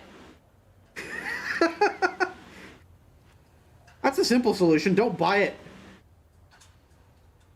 Go and buy yourself a T72AV Terms, or even better yet, a T55 AM1. I'm still of the opinion that the T55 AM1 is a better deal than the Terms.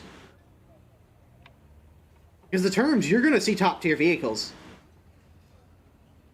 And, well, you can definitely counter them. They can just, like... The difference here is that the Leopard 2A6 actually has some armor against you. The Leopard 2A6 can pen a T-72 Terms anywhere with its top ammo.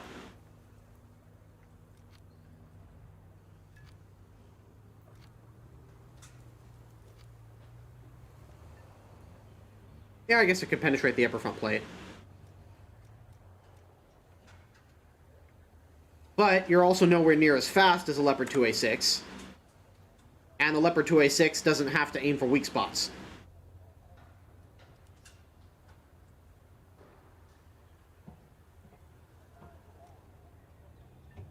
I personally just think that the Terms is too high of a battle rating for my taste. personally.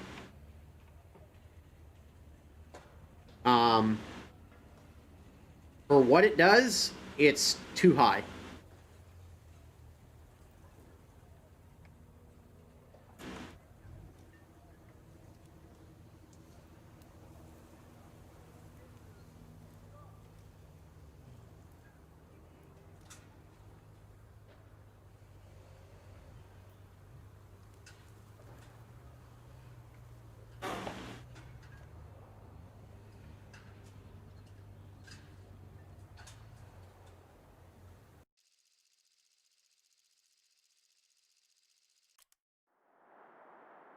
Oh god, this map.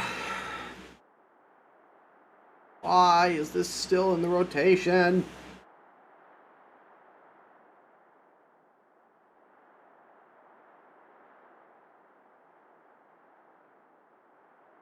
I think it's safe to say that this map is the most boring map in the game.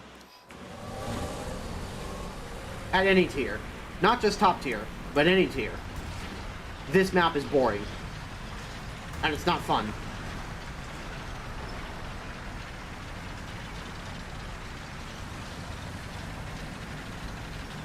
What are your thoughts on the Striker? Do you think it needs a buff or a nerf?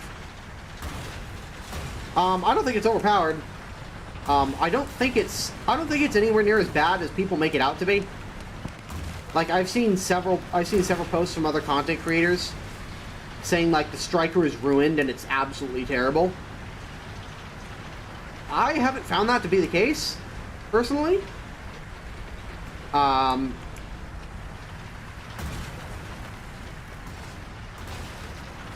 would say that the thing it needs the most right now is spotting.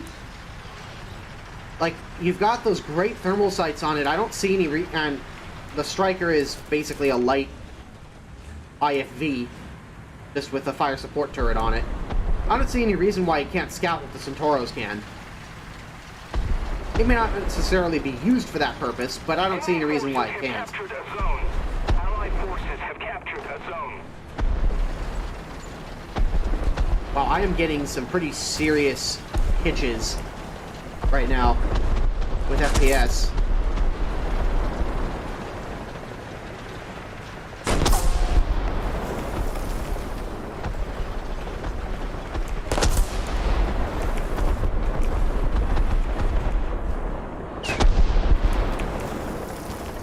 I'm actually a little afraid that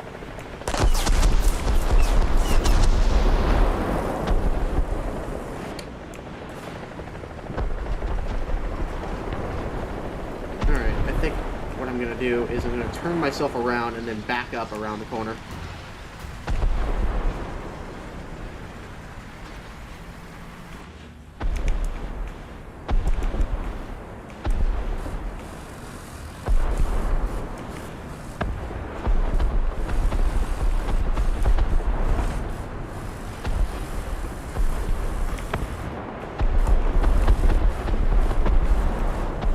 No, I don't like this.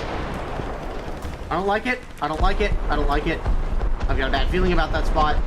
I'm not going to do it. Get rid of hull break on the turret of the Striker. That's just me. I die too easily that way. I don't even necessarily have a problem with it having hull break.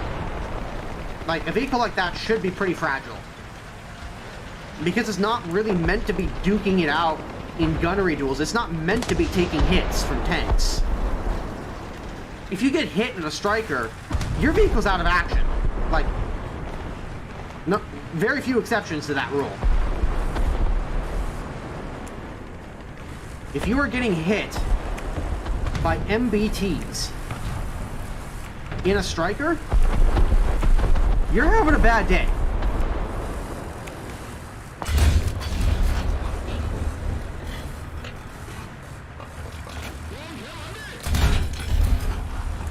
Oh.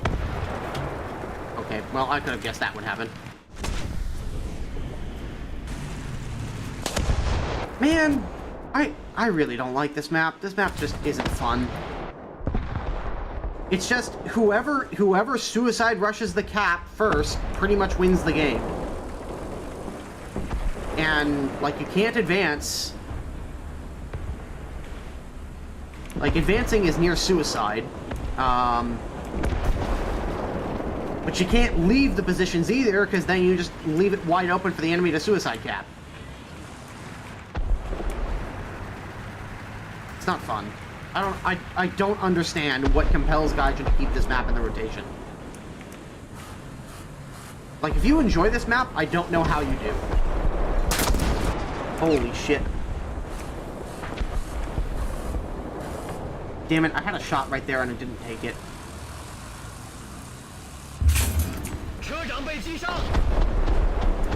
Didn't I mention I did not like this map? No boy.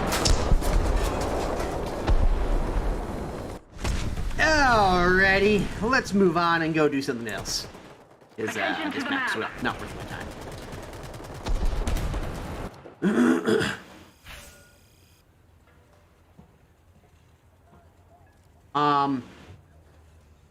I know some people are like, "Oh, its rate of fire is fucked up. It should be a 6-second reload, not 6 rounds per minute."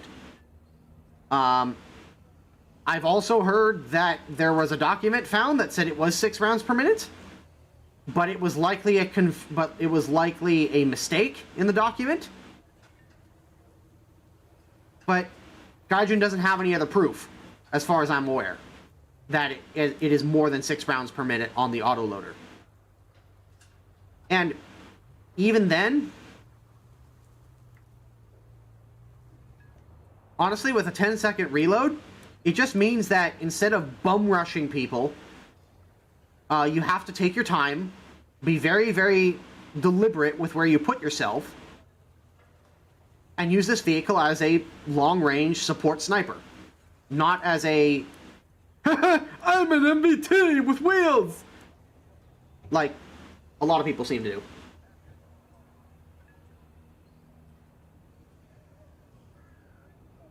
Well, Warhead, every high explosive projectile has a chance of hull break. It's just some projectiles are far more likely to do it than others. Like I said, you're not supposed to be fighting people head-on with an M1128 Striker. If you're doing that, you're likely going to lose more often than not. Now, I've gotten lucky, mostly because of the fast turret traverse, but you shouldn't be doing that. What you should do is put this vehicle at long range, or at medium to long distance, in a concealed position, and then pick off enemy tanks as they're doing other things.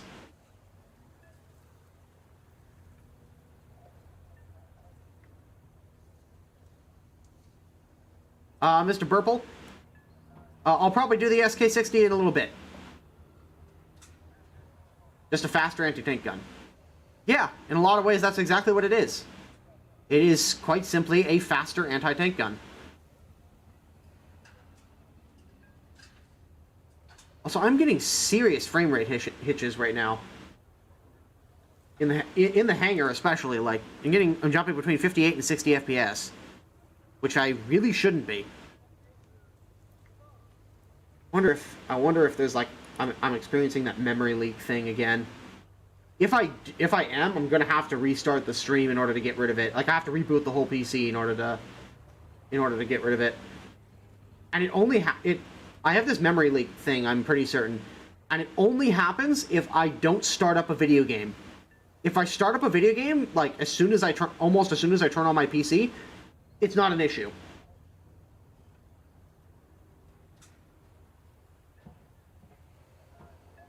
Let's see here.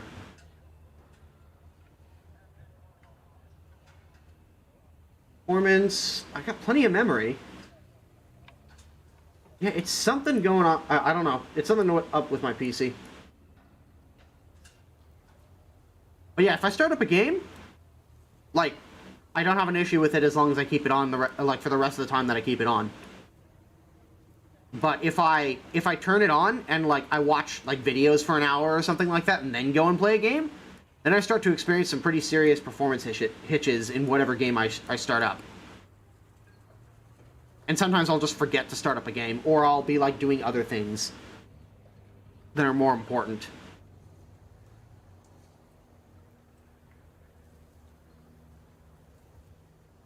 Hey, Max Bowie. You can leave. I don't need you to be here.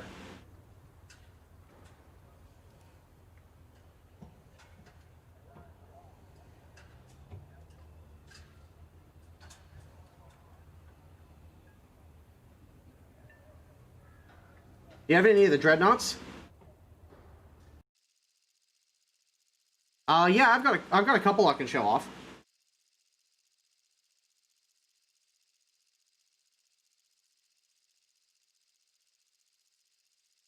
Oh, you want to be banned, huh?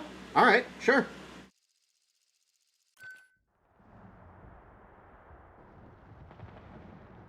Oh, you want to be banned? Bye.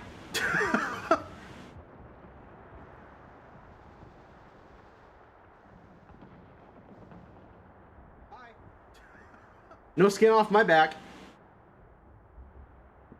There we go.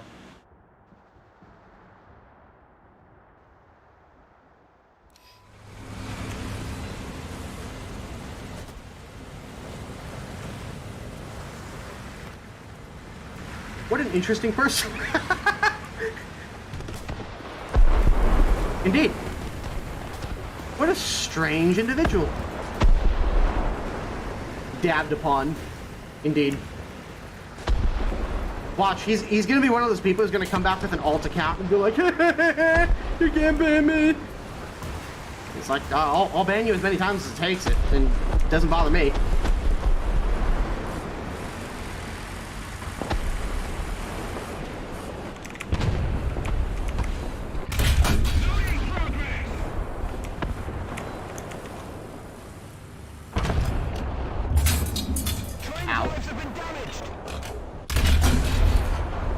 Oh, that's a T80. I'm actually kind of impressed that I didn't die there. No, not a T80, it's a T64.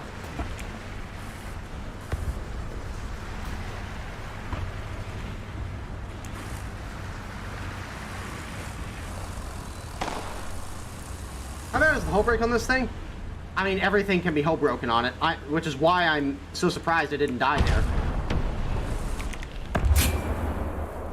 LOL? Attack the seaport. It serves him right. Alright, yeah, he's got that point zeroed in. I'm not gonna risk popping my head back up there again. I've gotten lucky twice. I'm not willing to push that a third time.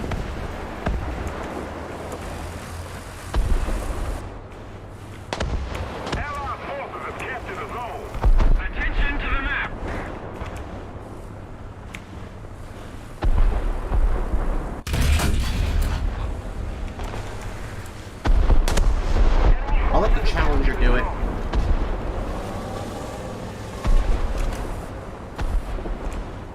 Oh, is it a T? Oh, it's the 1989 T-72B. Yeah. Okay, I forgot that was a thing. That explains a lot, actually.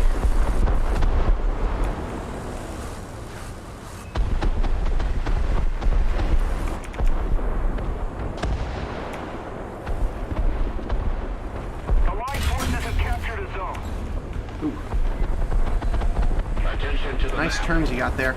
Attention to the designated grid square.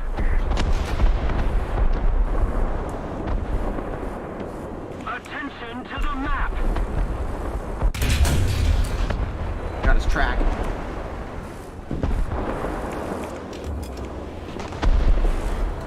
Unfortunately, he's looking this way.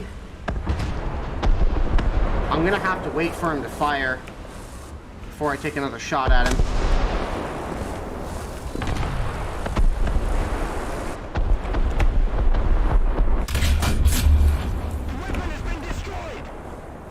Okay, that's something, I suppose. Oh shit, he's gonna beat my reload. I forgot about that. I forgot my reload is pretty garbage on this thing.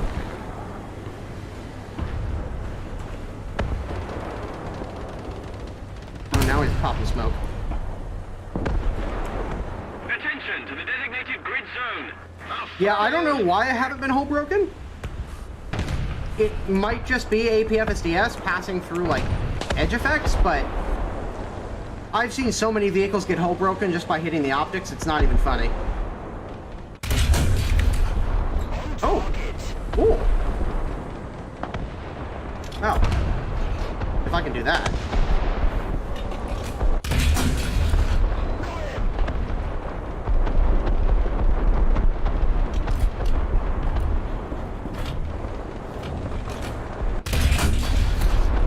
Balls, I lost my aim point. Because I was concerned about that.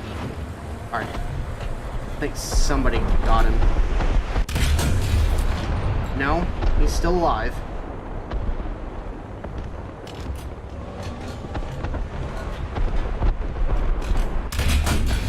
Gotcha. That's what I was looking for. I am down to 6 rounds though, and I've only gotten 1 kill, which is not good.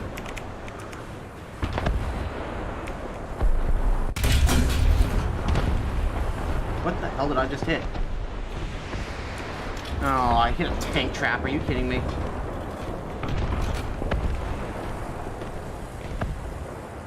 Alright, I think he just died. Attention to the map. No, never mind. He's still there.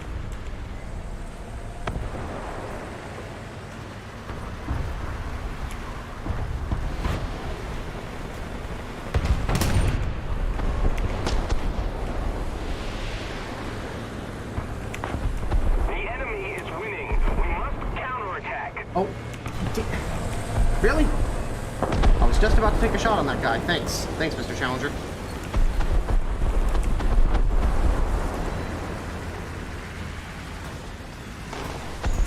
Oh. Sorry, Mr. Leopard. Go on ahead. Alright. I've just got to get to that cap circle and rearm, because I am really low on ammo. There's something over there. Defend the B point. Oh shit. Shit. Ball sack. Yes, a hit. I only got his transmission. That's at least gonna stop him from getting onto the cap. Ah shit, they're already at a spawn. Damn it! Shit, I missed.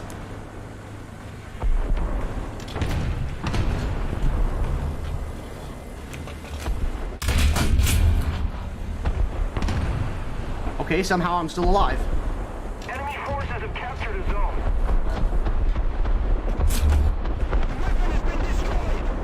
I am amazed that I am still living. Oh shit, there's so many tanks over here. Oh no. Run away! Oh, okay. There was somebody at the end of the Reichstag.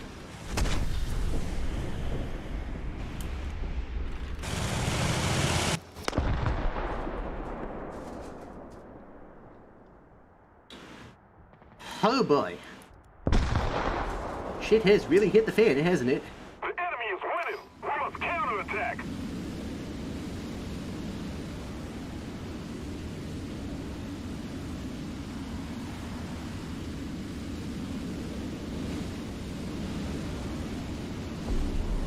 Somebody, cover me!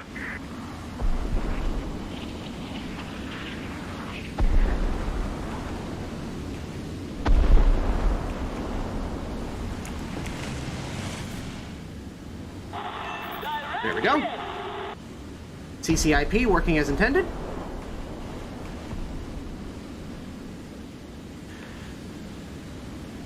Attention to the map!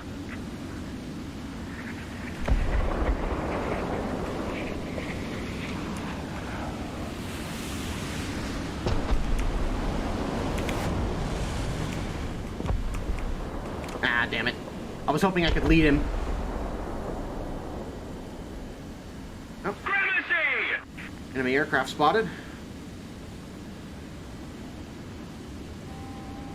Oh, multiple. Box 2.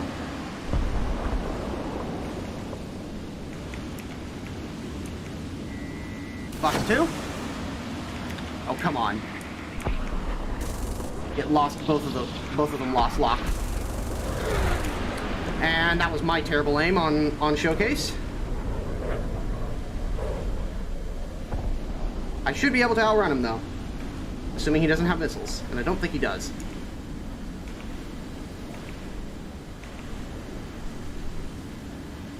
Oh, he has missiles. Oh, balls.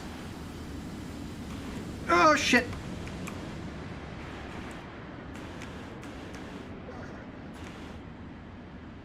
Alright, that's a thing. Attention to the designated grid zone. We need to put more pressure on the enemy. They're winning.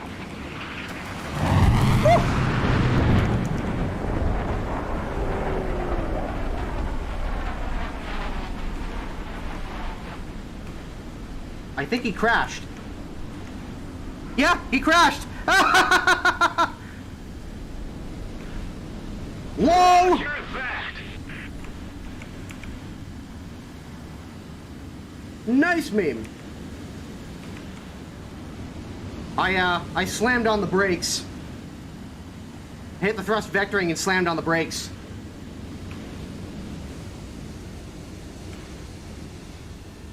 Yeah, I'm getting some pretty serious frame hitches here. Really getting on my nerves, actually. Oh well. It doesn't matter either way, game's over. But next time, Man, I was really hoping those two missiles would hit, but although the second one I probably shouldn't have fired.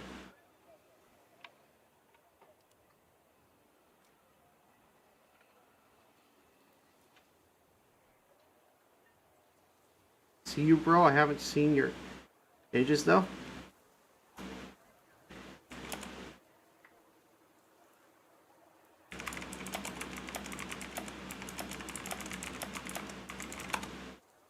Yeah, I know I was cooking my engine, Thomas.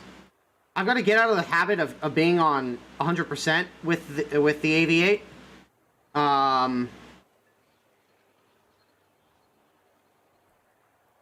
With this specific aircraft, basically, you got, from what I've been told, you should keep the engines around 95 because they don't overheat at that temperature, but it still gives you plenty of thrust.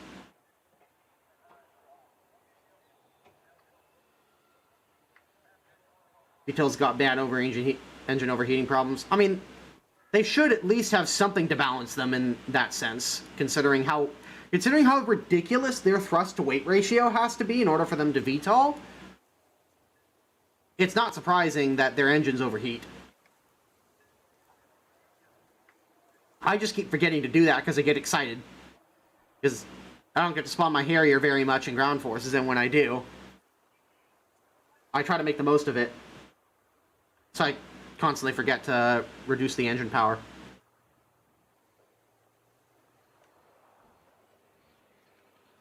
Well, yeah, duh. Flying low and fast can help you can help conceal you against the ground. Or I mean, ground RB can help conceal you against the ground. I was really hoping that first missile would hit. It's not. How would you reduce engine power? All the power, all the time. Yes. Freedom ain't stopping for nothing.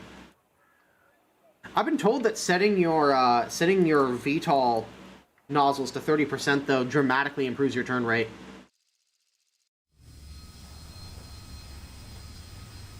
I set it to 30.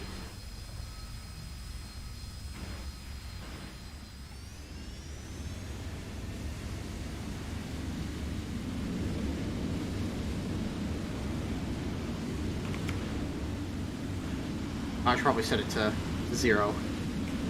Well, I gained some thrust here. Gained some airspeed.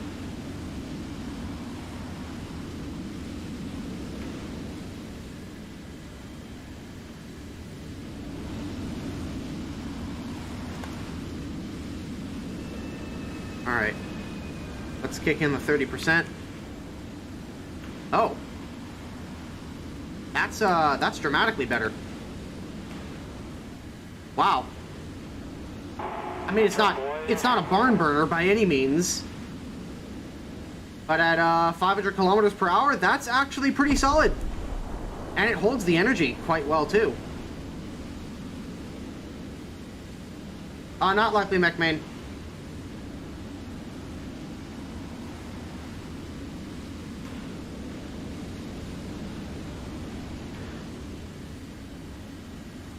Engine actually uses a water tank that sprays on the intake. You actually have a limited amount of time to VTOL the actual craft.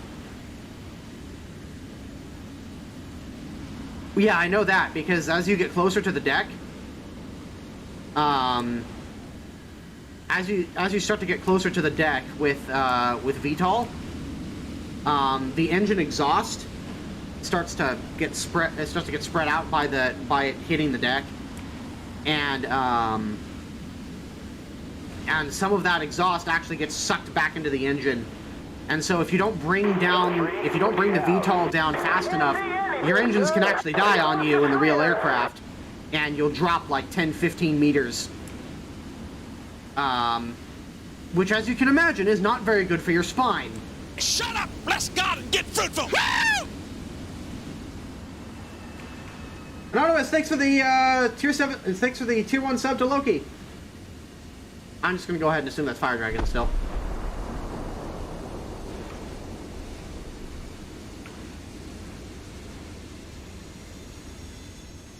Lol, I know this too well from DCS. Yeah. Alright, let's just jump out.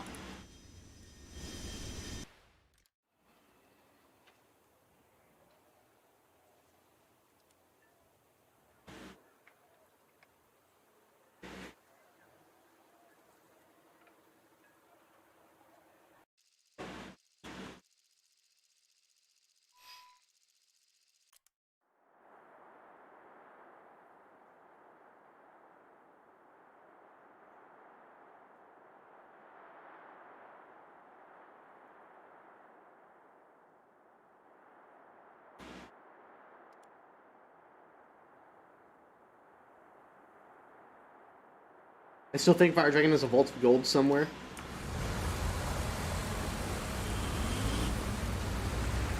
It's not fun doing a Cobra on DCS in your SU-27 and have the engine die on you because you went upside down on accident. Yeah, I can't imagine that would be very fun.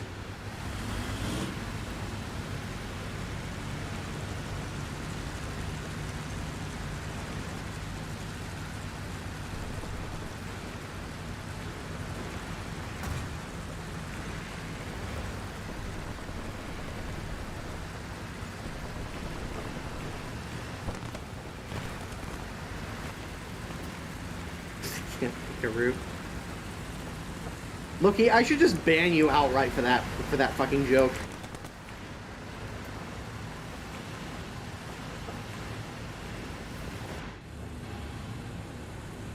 Just save everybody the fucking trouble.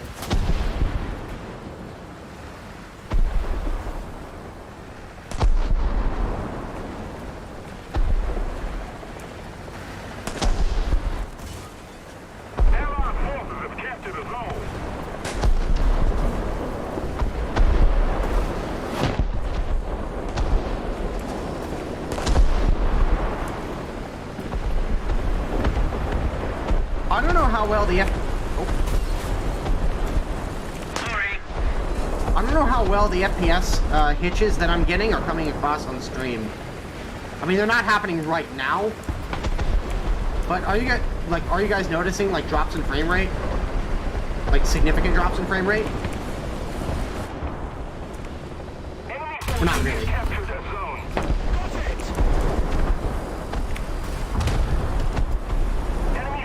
I've noticed different time to time. Okay. It's not unwatchable, right?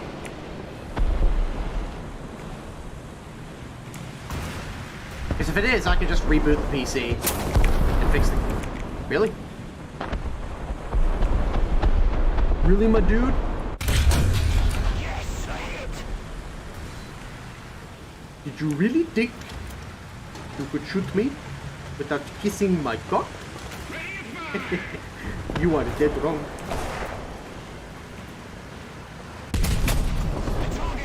No, that was fairly anticlimactic.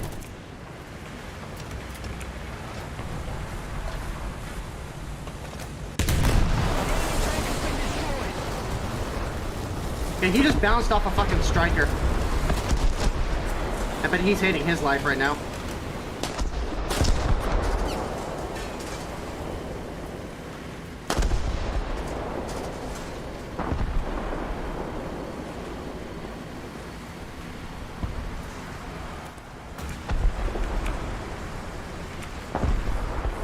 Lag was so bad it teleported across the map. I've had similar things happen. Oh boy. I'm gonna go ahead and guess. I'm gonna go ahead and guess that MiG-15 was the MiG, or was the, what's it called? The BMP that I killed. There we go. 95% throttle. The enemy is winning. Allied forces have captured a zone.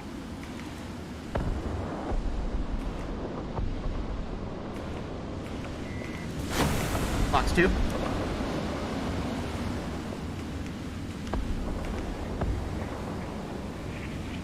Dodge that one.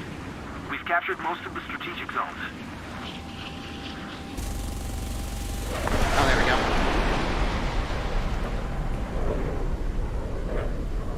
Okay, he's not going to pull out of that one. Or maybe he will, because reasons. That's fine.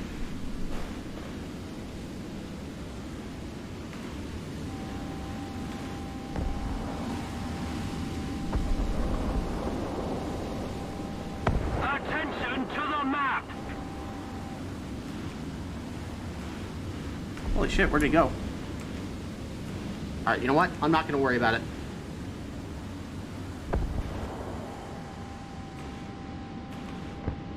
There's a helicopter base right there, and I would rather not get shot. Oh my god, is that him? There he is. Yeah. Oh, there's this guy, though. What is that? That looks like a Yak 38.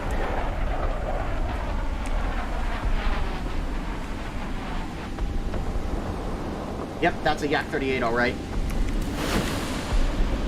Box 2. I think he might be too far away, though.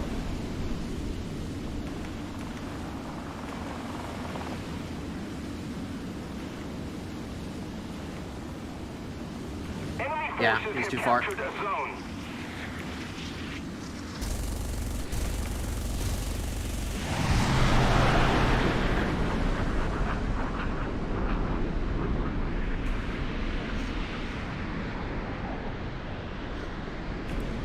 Oh yeah, this is dramatically better. Unfortunately, my aim hasn't improved.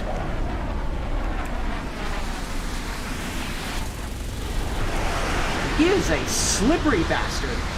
The enemy's getting closer to victory.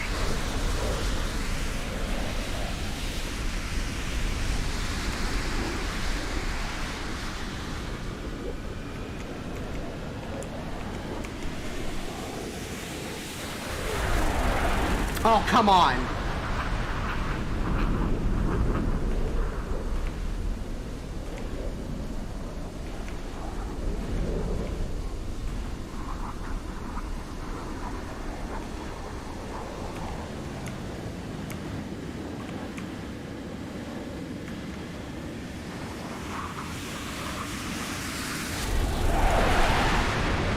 I am terrible.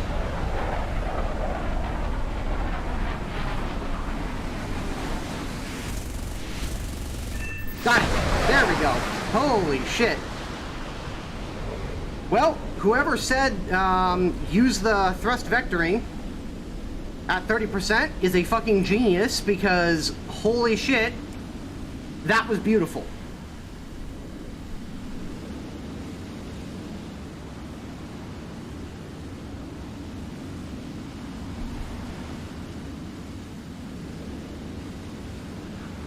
That was awesome. I mean, credit where credit was due. That guy was doing his best, man. But unfortunately, while the Harrier can activate or can utilize its thrust vectoring while in combat. Yak, not so much.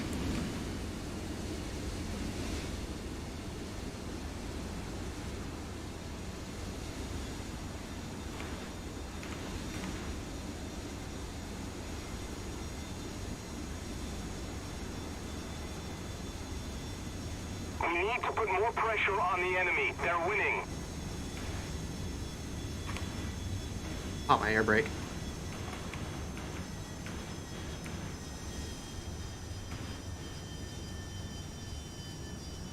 Enemy forces have captured a zone.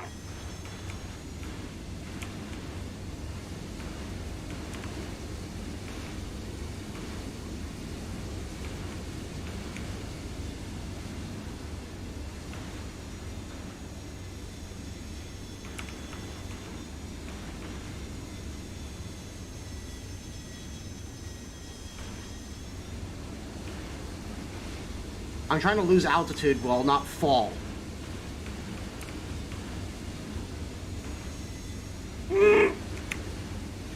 Ball sack. Oh god. Oh god. Here we go. Alright, we're good. Is it not faster to land the normal way? Shut up. It might actually be faster, but...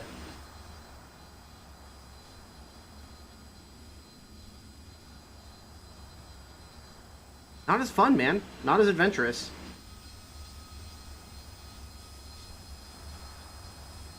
Alright.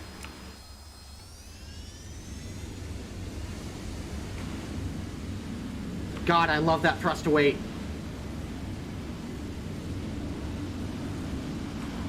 There is a hover mode. I have yet to figure out how to enable it.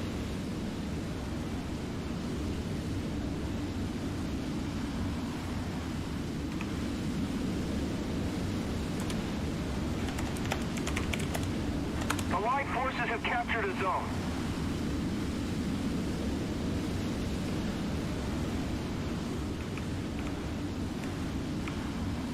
If we don't do something fast, the enemy will win.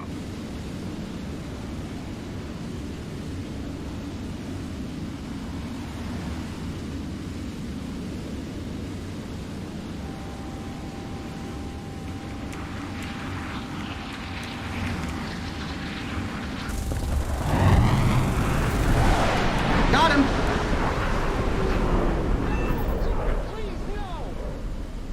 Nice beam!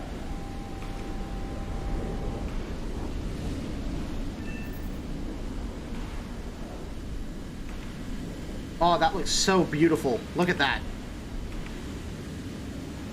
My god. The fire effects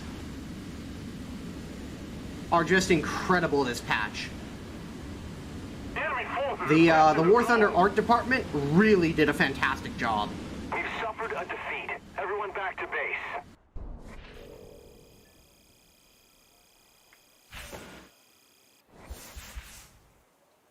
Lift Alt and H.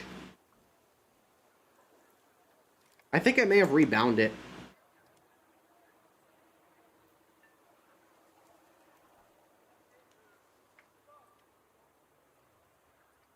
Resize weapon secondaries, no.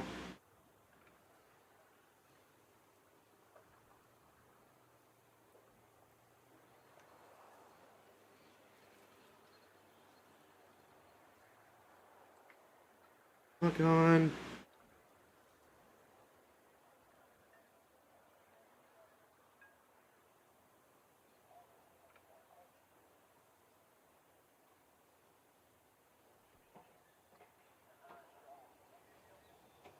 I can set the hover height,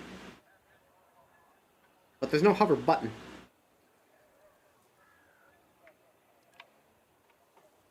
No, Ferdinand, I was playing a tank battle and decided to take the Harrier out for a spin. Had a hell of a dogfight with the Yak 38. Yeah, so like the way to dogfight with this, the way to dogfight as a Harrier is kick the thrust vectoring into 30%.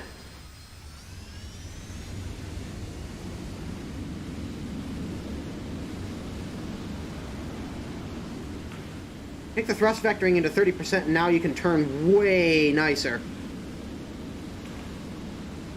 I was actually able to keep up with the Yak 38 when otherwise I never would have been able to.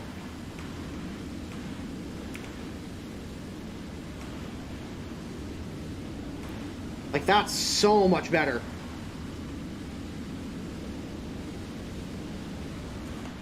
Under controls mode?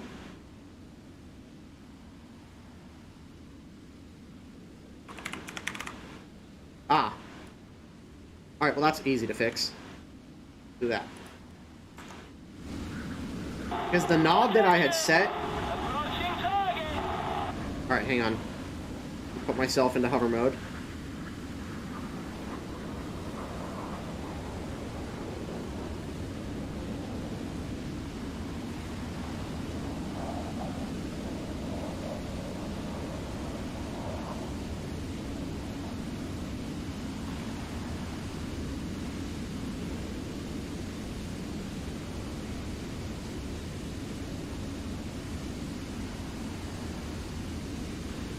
There we go. Hover on.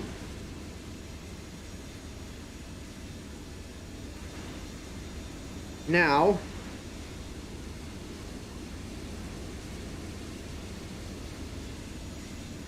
Hang on. Hover height. Turn that off.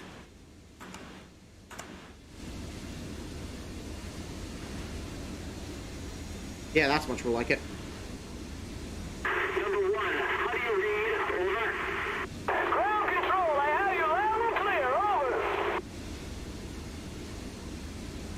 Yeah, there we go.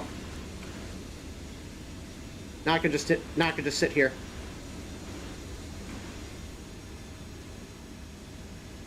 Everything is fine. Everything is fine.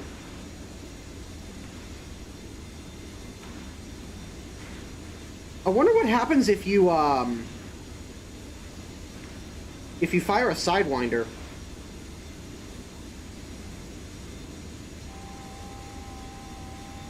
Like when this guy comes circling back around, I wonder what happens if you fire a Sidewinder while standing still, because I know if you do it with an SRAM, it doesn't work. You are now fancy helicopter. Indeed.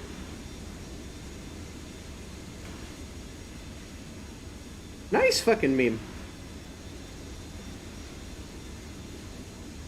Put your temp to Celsius, you imperial scrub. No, I'm flying an American airplane. I'll use a fucking Fahrenheit measurements. Suck it.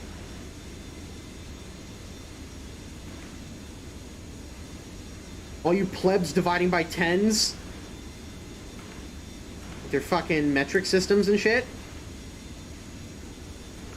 Can't even divide by twelfths. Pitiful. Anyway, change your mind. Honestly, at this point, it really doesn't matter because I almost never play aircraft RB, so.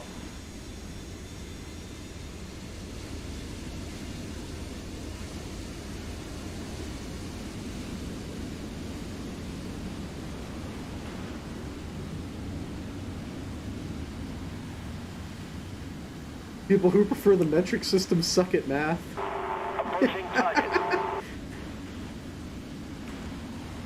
Yeah, guys, I can't understand this whole, like, dividing by tens thing. Can you guys, like, make it easy for me and divide it into twelfths?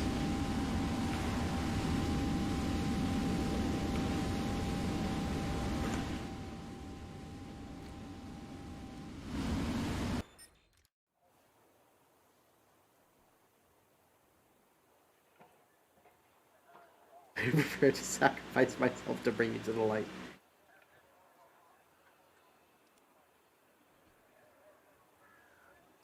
I'm actually, I'm a little curious to see if I take this thing into AirRB, if that's gonna make, like, a massive difference. Like, if the 30% is gonna make a huge difference. Because I know it made a huge difference against that Yak 38.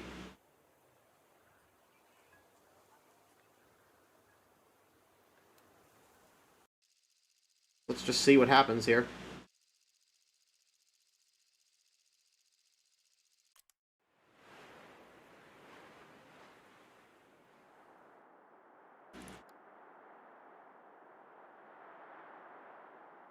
Alright. I'm gonna bring some bombs, and if I need to go into dogfight mode, I'll just drop the bombs.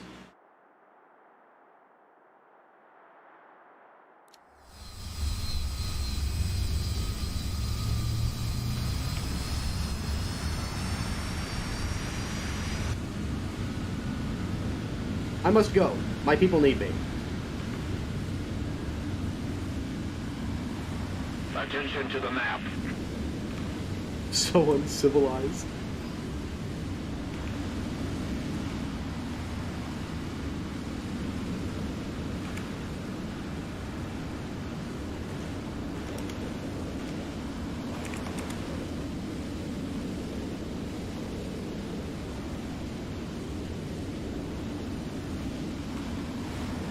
Actually, in this case, considering I've got bombs on me, and I've got a CCIP, I might as well turn that on.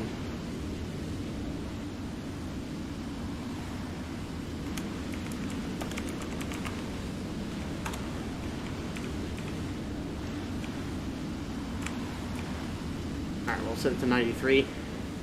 That'll be plenty fast, and won't overheat me.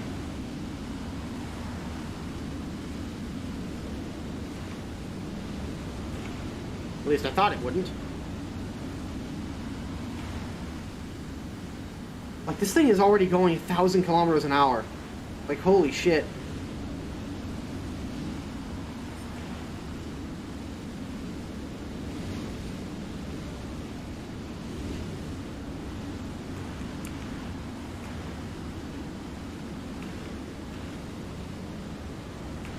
Destroy the target.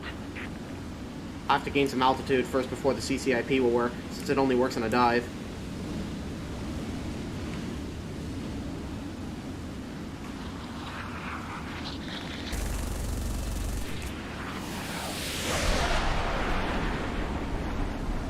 Alright, I'm gonna have to ditch these bombs. Ouch time.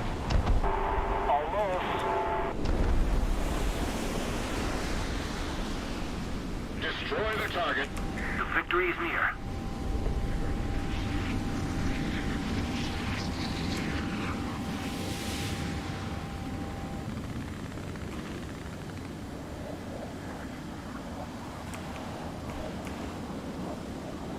Oh my god. Whoa!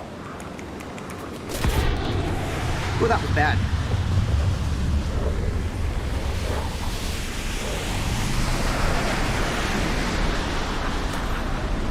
Oh shit.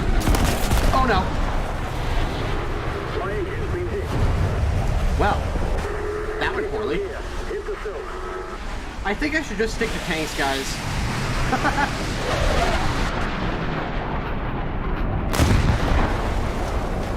Oof. Yeah, I think that's a sign I should probably just stick to tanks. Nope, nope, nope, nope, nope, nope. Nope. Don't do that. Yes. Debated, pretty much. I should have just not brought the bombs and gone up high. I would have put myself in a much better position there.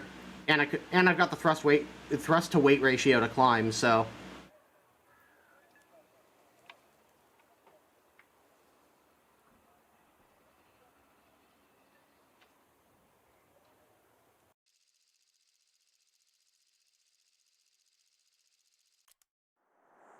Make like Goofy and do it again.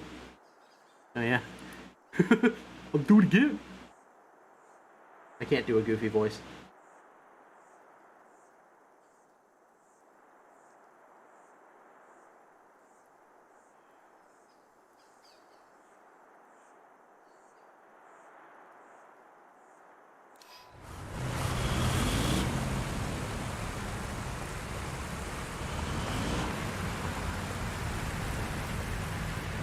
Ah, yes, another M1128 brother.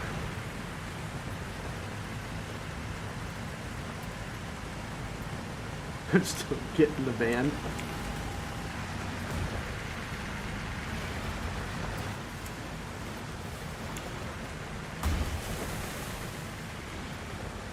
you can do a sort of cobra maneuver with the Harrier? Not really. You can slam on the brakes though. Like if somebody is overcommitting to a diving attack on you, you can hit the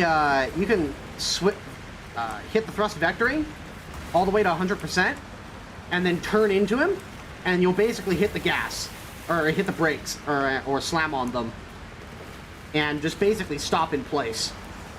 And you can force an overshoot that way. However, if you're just going to be dogfighting, set the nozzles to 30%.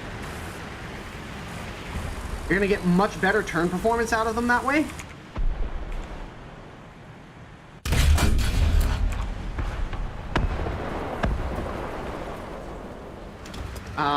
And it's far more energy efficient.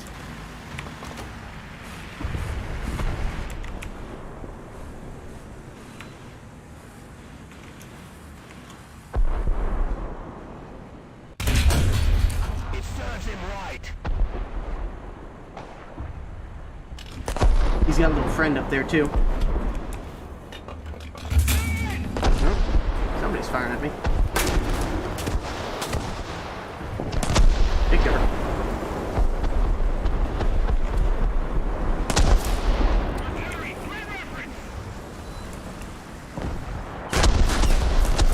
From what I can tell is somehow the British Harrier is even more insane. The British Harrier is only better in the dogfight because it has SRAMs. The American Harrier does not get both of the American Harriers and the British AV or GR3 Harrier don't get SRAMs, but the GR1 does.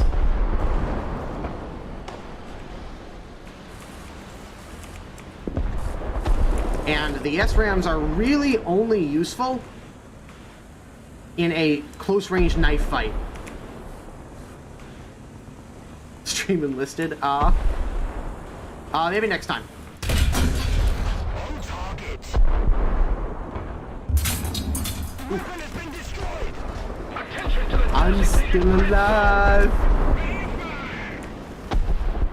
Somehow, I don't know. I don't know how I'm still alive, but I am. Allied forces have captured a zone. Well done. We're ahead of the enemy. Yeah, holy shit. I didn't realize how much of a difference those setting the nozzles at 30% does to your dogfighting capabilities. Like, that's awesome.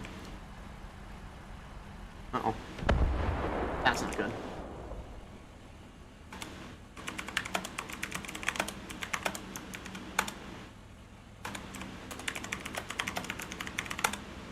Excellent.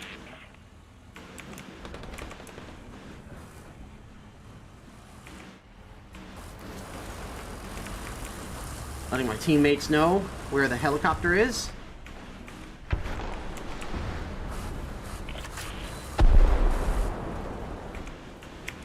The enemy has been destroyed. Nice.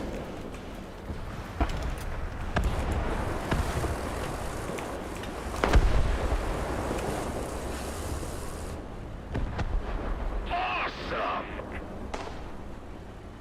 Rip.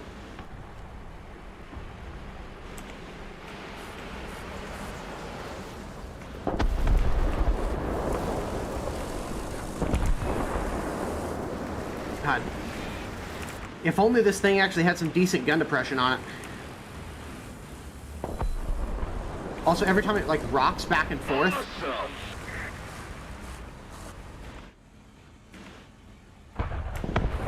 Like I said, it's like pseudo-stabilized. Like when you're standing still, or when you're moving over, when you're not moving over rough terrain, it's not stable, or it is stabilized. But every time you move somewhere, the chassis has to rock back and forth, and it totally negates the stabilization.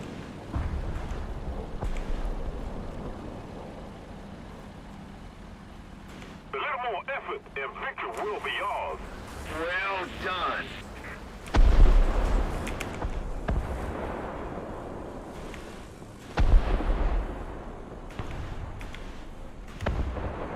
Oh, this was a pretty small game. Artillery just killed the BMP.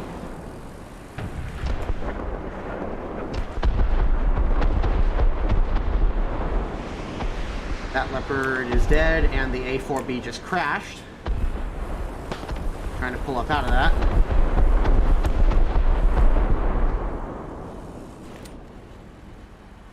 Requesting for artillery fire.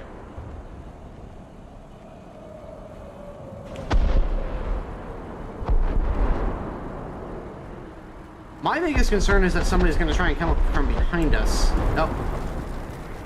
I think he was up on the ridge. Yeah, he was up on the ridge.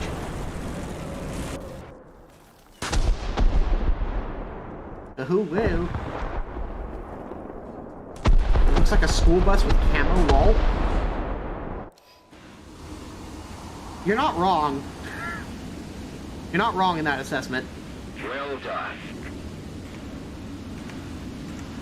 Holy crap, I am getting...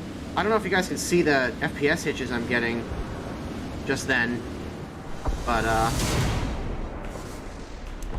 yeah, that was not good.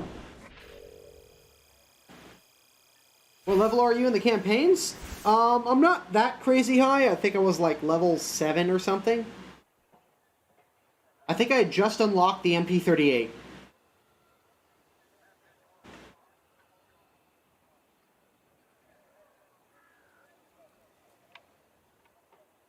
I just unlocked the Striker. What do you think?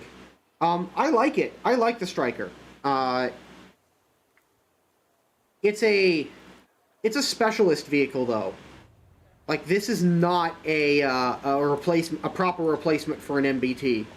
This is really like a sniper's vehicle. Something that you take and you set up somewhere and you cover an area. And then anybody who drives into your gun sights, you kill them. This is not the vehicle to be taking in close quarters with other MBTs. You're huge. All they generally have to do is hit you. Like, if they hit you center mass, you're dead. Although I've taken quite a few hits to the, quite a few APFSDS rounds to the turret area, and even lost crew and not died at this point. But basically anything that hits you center mass is going to instantly kill you. And 28 take hits from planes, or is it just Swiss cheese? I would assume that pretty much anything that hits you is going to kill you, including aircraft, because you've only got like 12 millimeters of actual hull armor. I mean, yeah, you've got this Mexis stuff, but I wouldn't anticipate any of that saving you.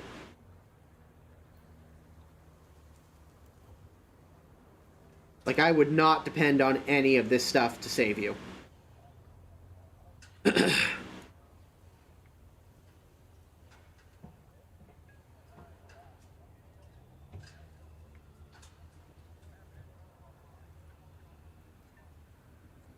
Make it a 10.3. You could do that. Although, I'm not sure if... I'm still not sure if the IPM-1 was rated for M900. It might have been. Although I do find it funny that this vehicle is almost a full battle rating lower. Actually, I think it is a whole battle rating lower and it gets M900. Yeah. A whole battle rating lower and it gets the ammunition that the IPM-1 should have. That being said, I find this vehicle really fun just because it's different. Like, it's decently quick. It's not crazy fast. It's decently quick. It's got 3rd gen thermals, which are just awesome. They're beautiful to have. I really just wish this vehicle had spotting. I really do. If this thing had spotting, it would be so much better.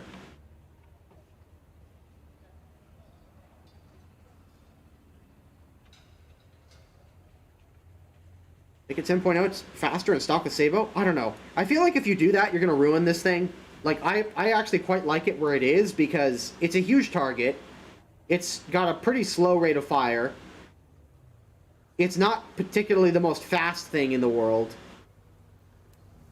And it's got terrible gun depression, so it needs to expose a lot of itself in order to kill you. I do think that Gaijin did the right thing here with 9.0. I just wish that it had spotting.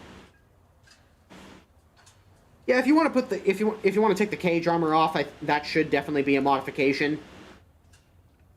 Like if you want to have, and the Nexus, like if you just want to have pure speed, then that should be an option. I agree. Personally, I don't really mind it.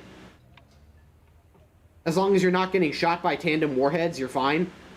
Which shouldn't make any sense, but tandem warheads pass through slat armor for some reason. Even though that's not how slat armor works.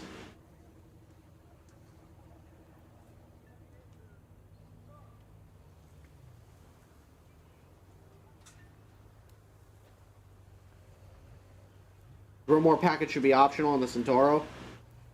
Yeah.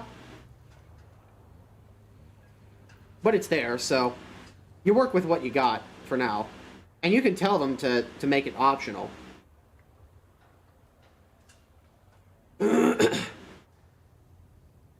Right, I know, M-Duck. It's not really meant to stop really high-end missiles. But most of the high-end missiles that are being chucked at this thing are tandem warheads.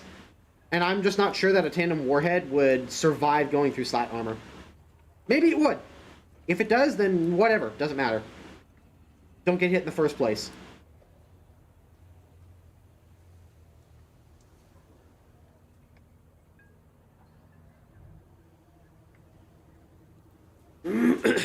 Yeah, the slats on the STRVU don't work either, which is sad.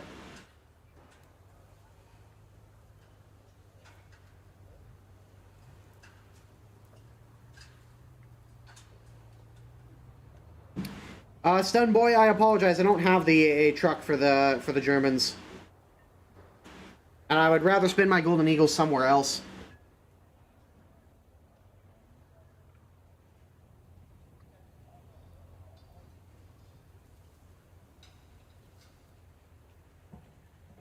Well, here's the thing, Commander Pinochet. The reason why the T-72 AV is fine at 9.7, or the reason why the T-72 AV is 9.7 and the M1 is 10.0, because unlike the T-72, the M1 is faster, like significantly faster, has a much faster reload, and is better overall armored than the T-72.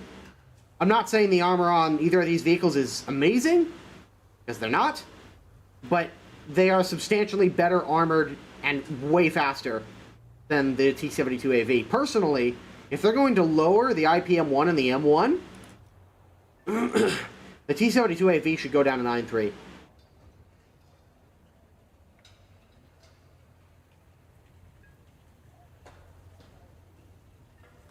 You slow down badly when some of the wheels get damaged? If they get destroyed, then yes. But generally speaking, if a wheel is getting destroyed, that's probably because somebody's shooting sideways into your vehicle, and at that point, you're probably dead anyways.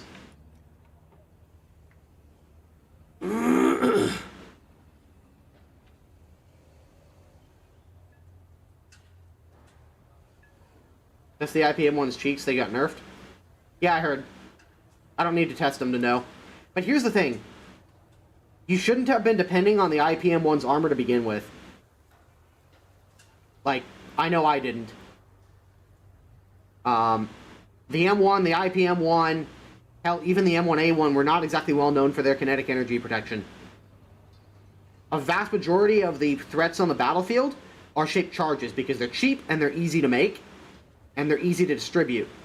Kinetic energy rounds are really only an issue against other tanks.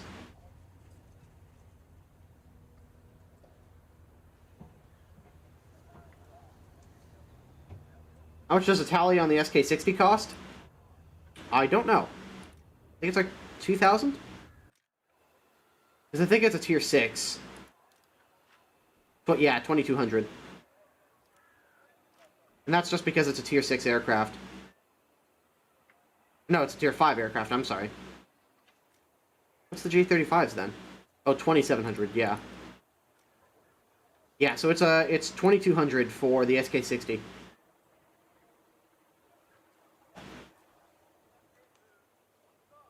This needs a major overhaul. Yes and no. There are some areas of the game that desperately need to be decompressed more than others, and that, like, one of them being tier 5, 6, and 7. Like, there's not enough leeway between tier 5s being able to fight each other and tier 6s fighting each other. And there's not enough leeway between tier 6s fighting each other and tier 7s fighting each other. Although it's gotten better. I don't think that I don't believe that they should just take the entire, like, framework that they've got here and throw it out the window and start over from scratch, because I think that's just going to create more problems than it is going to create solutions. They should be bumping the battle ratings up more and more and more every time they add new vehicles, add a new power level. Just by default, in my opinion. But even that could create its own issues. And even just currently, even just the slightest change right now, though, causes a huge trickle-down effect. Let's say we move the very top MBTs to 11.0. What does that do? Well, it means that anything at 10.0 and up gets an up tier. Like, we'll see far more up tiers, because top tier is pretty popular. American Farmer, I'll get to your question in a moment. So 10.0s are basically never going to see a down tier. Not that they don't already see massive up tiers, so it really wouldn't change much for them. But the major difference is that 9.7s suddenly will never see 11.0s anymore. They will never see the top tier vehicles in the game anymore. And because that's such a popular tier and tends to drag everything up within that 1.0 BR range, the 9.7s suddenly become the top dogs of their own matchmaking bracket. And so it trickles down. So all of a sudden, every single 9.7 can now see will now see 8.7s on the regular or lower. And very few 10.7 games, because there realistically wouldn't be that many 10.7s.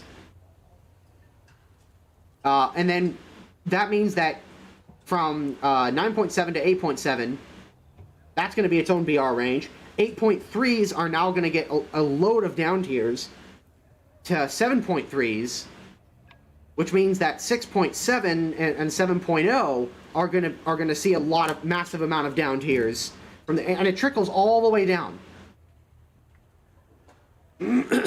So when they say, oh, so they should just add 12.0 battle rating, that's nice and all, but it doesn't take into account the trickle down effect that it's going to have on the rest of the game. Yes, Crelio, but it's going to make it almost like 9. It's going to go from like 6 or 7 out of 10 times to like 9 out of 10 times, or maybe even like close to 10 out of 10 times. Yeah, I don't know about you guys, but I really don't want to be playing any 7.3s when 11.3 or when 11.0 comes out. Because yeah, 7.3s are going to have a rough time. The armor of the Abrams series, to your knowledge, is their armor accurate? Some more than others. Thoughts? Thanks. But before I answer your question, Charles, I'm going to answer American Farmers because he donated $2 through Super Chat. How broken do you think new power is? It has its issues like every other patch does. Because they're moving to a new engine, there's a lot more graphical issues that they're dealing with. And like, I don't see how this... I don't understand how this surprises people every patch. When you're dealing with a game as complex as War Thunder, like, you can't change anything without breaking something else. It's just the fact. It's just a simple fact of the way that code works. Something is going to break. And especially if you're adding in as much content as this patch added, like, and as many changes as this patch added, there are a lot of places where things can go wrong. So whether or not the patch is broken, if it's still playable, then that's fine. Like, I don't care. It's only when the game becomes unplayable, then it's a problem. And if you look at it from that perspective, Gaijin has done a pretty dang good job of keeping the game playable. Not ideal, but playable. Alright, so one of those common complaints I see regarding technicalities of top tier is the armor of the Abrams series. To your knowledge, is their armor accurate? Some more than others. Thoughts? Thanks. Well, first of all, none of the top tier vehicles that have classified armor profiles are accurate. Not a single damn one. They can be close, but they can never be exact. And the reason for that is it's not even so much the fact that the armor is classified, it's the fact that if the actual armor profiles of classified armor profiles of a vehicle that shows up in a Russian video game, especially, like, Gaijin can be sued into the ground. Can and will be. Not to mention that they're going to be under massive surveillance by a ton of other countries, because effectively at that point you're committing espionage.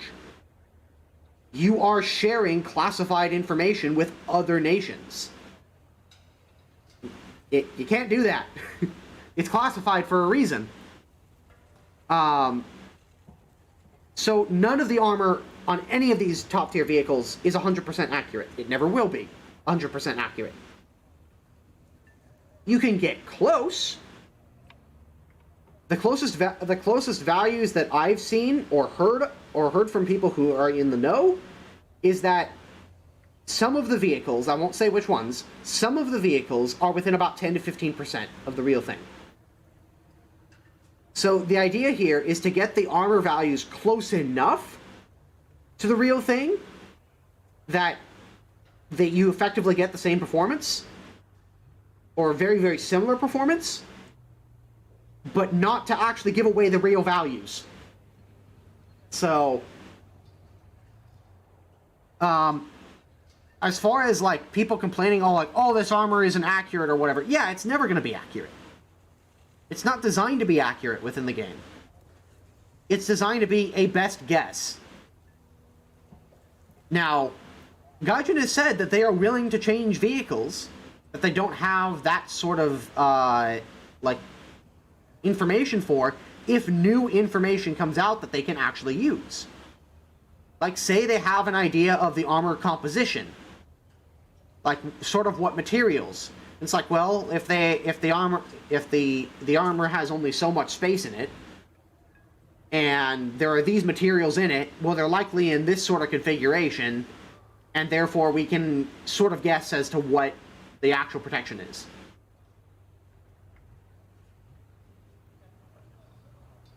No problem, American farmer. So does that answer your question, Charles? Like, it'll never be accurate. Like, it'll never be 100% accurate. What Gaijin is going for here is good enough.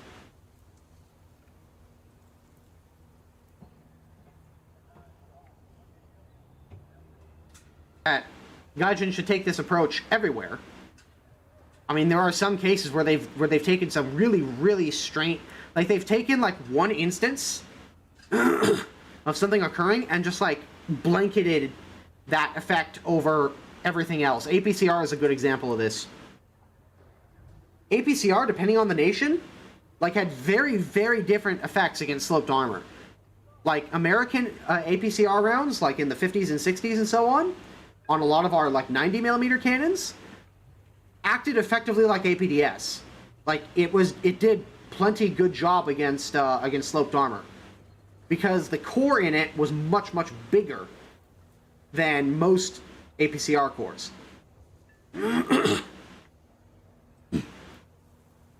Any thoughts on the Harrier? I love the Harrier. The Harrier is so much fun. It has totally replaced pretty much all of my CAS aircraft and close air support aircraft from 9.3 onwards.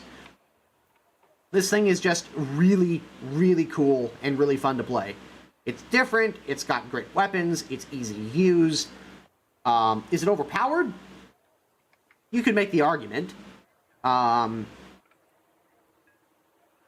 think that it's lackluster dogfighting capability, unless you have it at like just the right throttle and nozzle setting, really negates that. But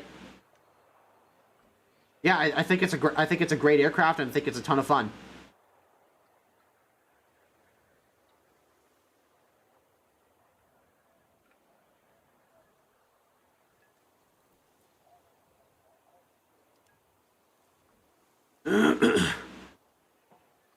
So yeah, I am very pleased with the Harrier. I love the Harrier. I think it's really, really fun.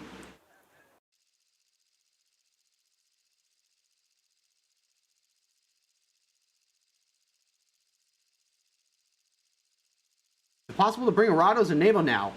If the Arado is a 6.0 aircraft, then yes. Because what determines what you can bring in naval is the maximum battle rating of naval forces, which is currently 6.0.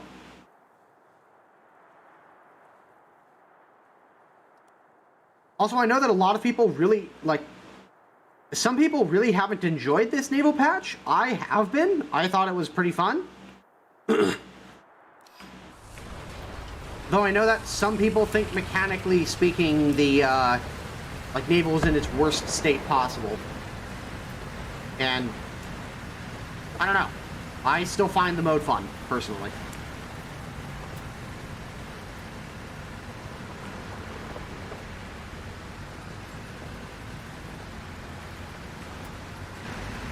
I do find it great, though, that the M60s finally got their volumetric mantlets. Took them long enough.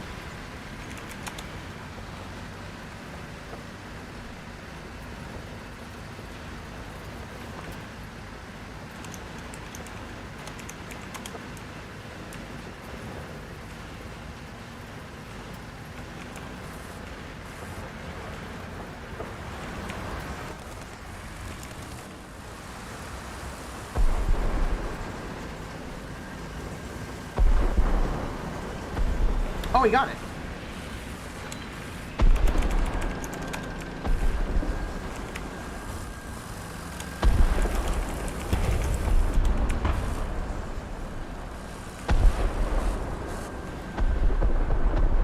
Attention to the map!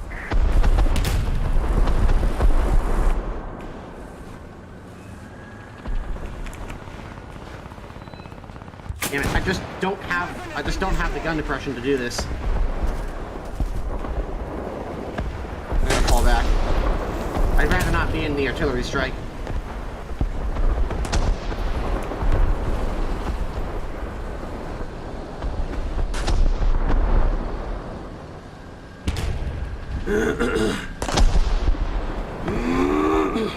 Excuse me.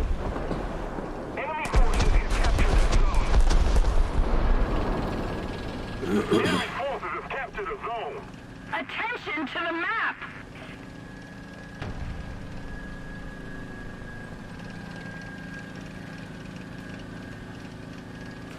Hey, he's doing the thing. He's doing the tilt thing.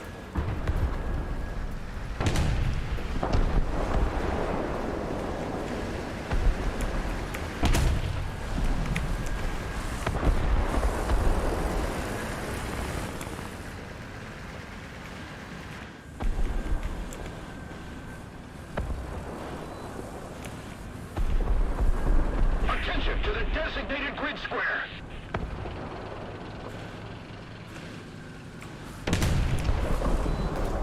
Oh shit. The enemy's getting closer to victory. Oh. Dang it. This wasn't the best place to take the striker. it really wasn't. Other major benefit of bringing the Striker is that it's really cheap to spawn. By default, it's only a 9.0, or by default, it's only 90 spawn points to bring out. You've cleared things up. I wonder how accurate armor protection is. It makes me wonder how many realistic qualities are lost in translation, namely how slat armor works, APCR, heat protection, heat interaction. War Thunder has done it better than most games. I mean, granted, it's trying to be a little bit more realistic than your average tank game.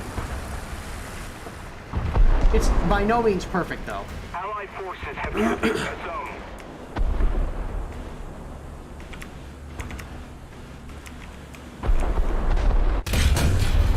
Gotcha. Basically, what Gaijin has implemented in War Thunder is an 80% solution. Somebody, cover me! They have an 80% solution here. It's not going to be 100% perfect, but it's good enough. The enemy has been destroyed! Nice.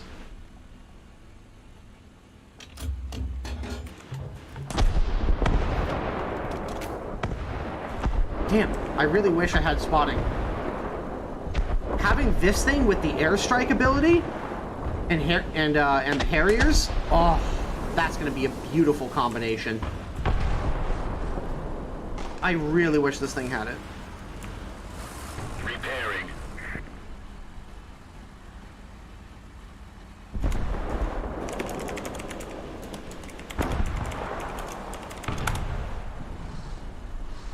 Bravo!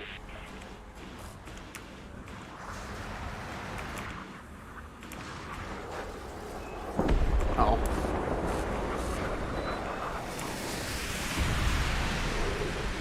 I don't think he has Nords? No. Whatever he had,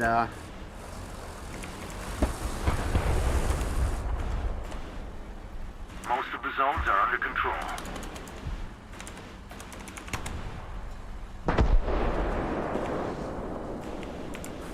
If we don't do something fast, the enemy will win.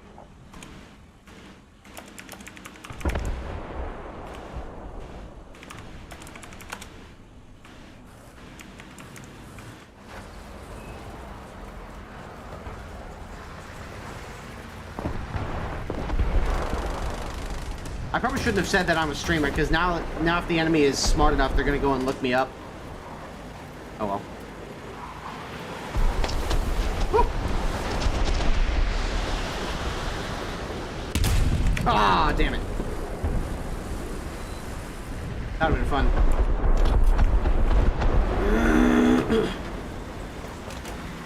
Enemy forces have captured a zone.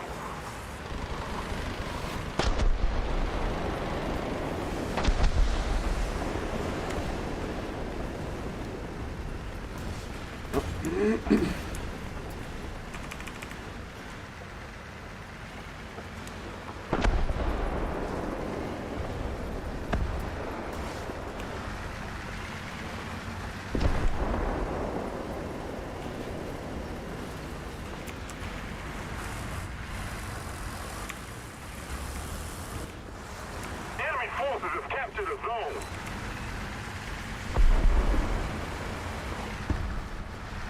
Alright, where's... Hello. Alright, he's down there. Really have a good shot on him, though.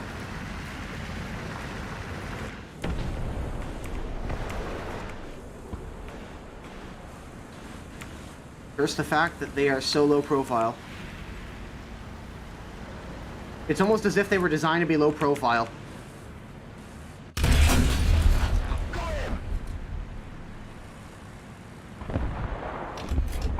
I should be able to detonate the ammo. They're winning. There we go.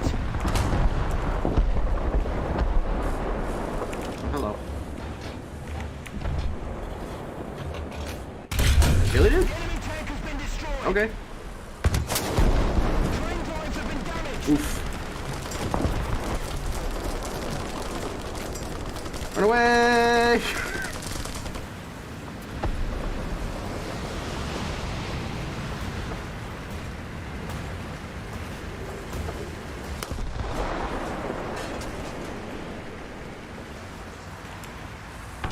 Oh, it was the guy that I saw earlier.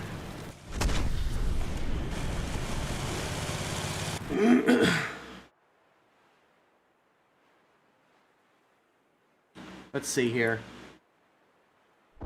Yeti Game says hi. Oh, welcome.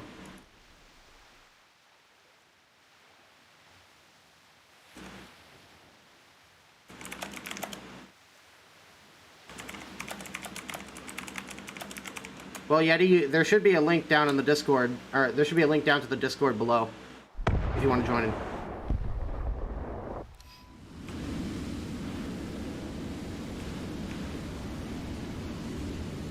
Over one of the tanks about map design. Map design, World of Tanks isn't exactly the greatest benchmark of map design either. Mines.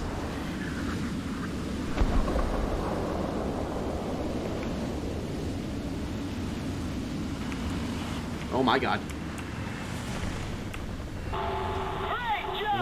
Wow. The packet loss. The lag. Holy shit. What the fuck is this lag? Oh my god.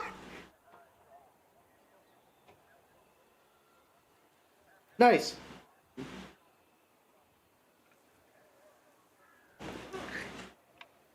Nice.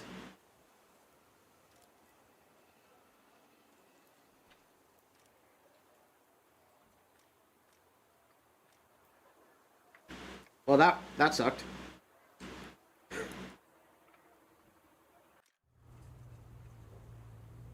Whoa. Okay. No, God! No, God, please, no! Check out the new premium DD USS Moffett. I can look at it.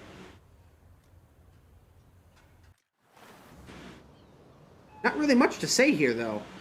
Like, it's yet another American destroyer, but it's got the pre-World War II anti-aircraft armament, so it's not particularly impressive in that respect. Guns on it should be good, though.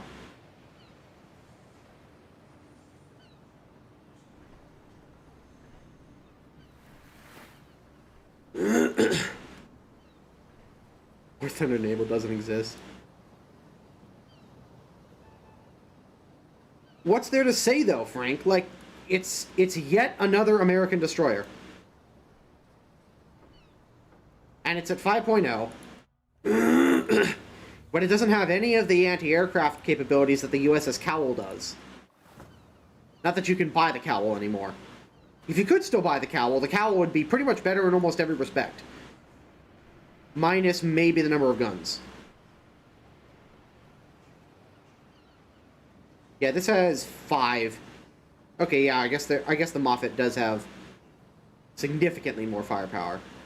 At least as far as the primary armament goes, but you do sacrifice your anti-aircraft. Invite is invalid for Discord? Oof. Alright, well I can put one in the chat.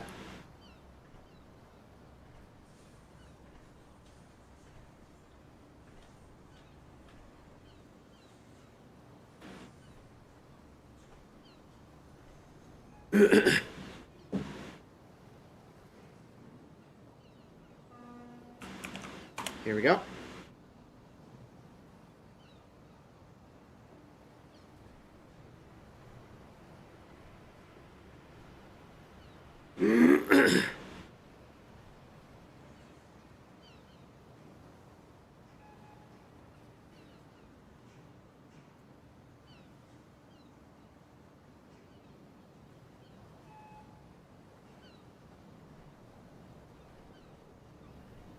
Let's see here.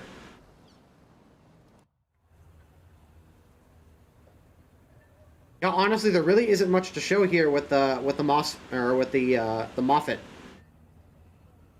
Like, it's just a premium version of the Porter. That's really all it is. With even less AA. Or with a little bit more AA, I'm sorry.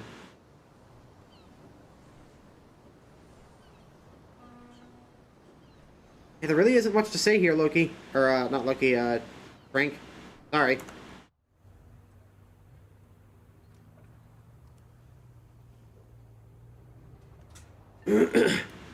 Battle Pass, how cancer is the current matchmaking?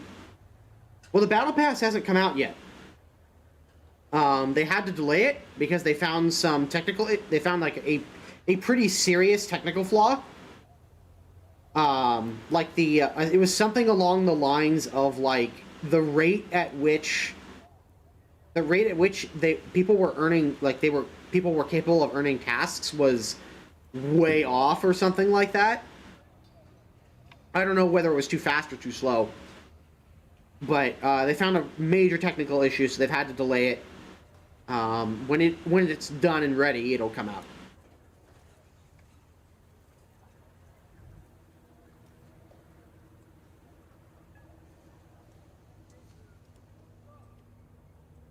It's possible it was too fast, but I don't know for certain.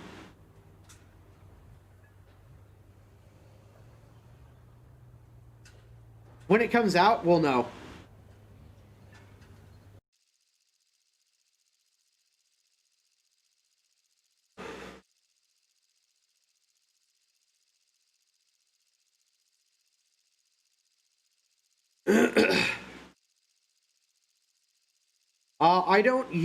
I use a blank hanger like that for making thumbnails, Super Family. It's way easier to cut for the programs that I use that cut out backgrounds, or for when I was using a green screen, for me to be able to cut out, for me to be able to put a green screen behind the vehicle and block out the background, like Skybox, than it was to try and cut out everything else around it in the ground. How do I do it? You just download the hanger and follow the instructions. I believe it's called Skinner Hanger 3.0 or something like that? By Petra? By Petra? Or something like that? Oh yeah, I know. The new hanger is really cool. I like it. And I would use it, except for the fact that making thumbnails is going to be a hell of a lot more of a pain in the ass using that than it would be to just use what I've got. It makes my workflow a lot easier with my current hanger.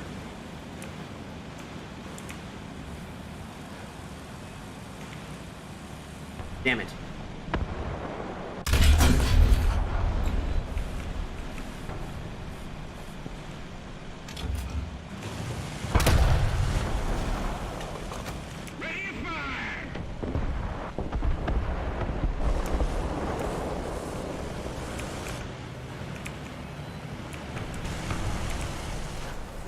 Probably turn the vehicle around.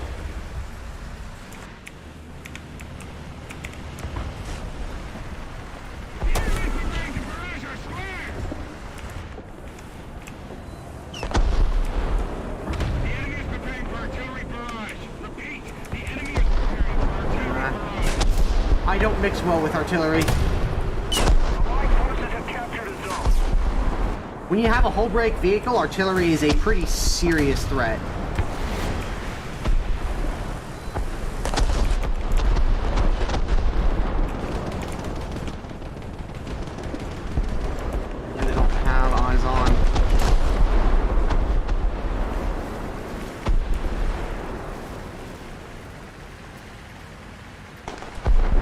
Getting some pretty serious frame hitches. What the hell is going on?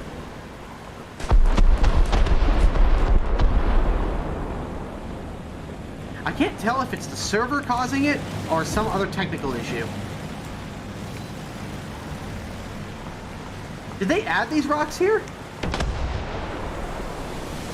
Am I just being retarded? Or are these rocks new? Am I being dumb? I feel like these are new. Okay. I thought I was losing my mind there for a moment. Nice meme. Your mother is a hamster.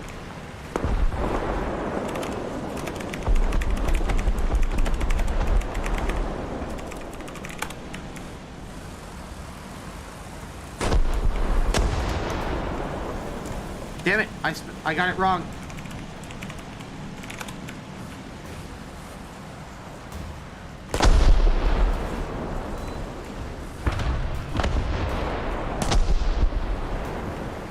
Does the game tell you in any way if your vehicle can be hull broken? Yes. If you go into the protection analysis and you shoot a projectile at a vehicle with hull break, the hull itself will turn orange. Or the parts that can be hull broken will turn orange.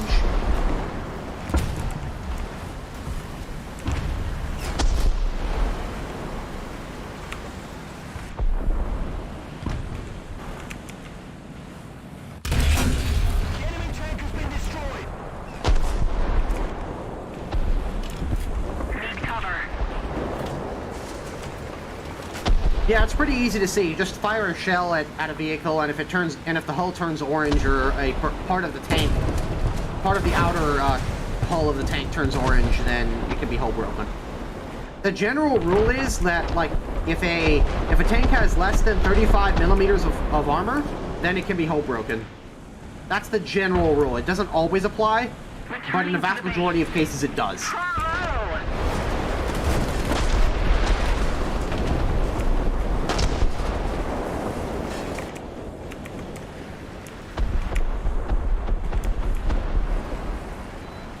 God damn it, this blasted exhaust just absolutely blinds you.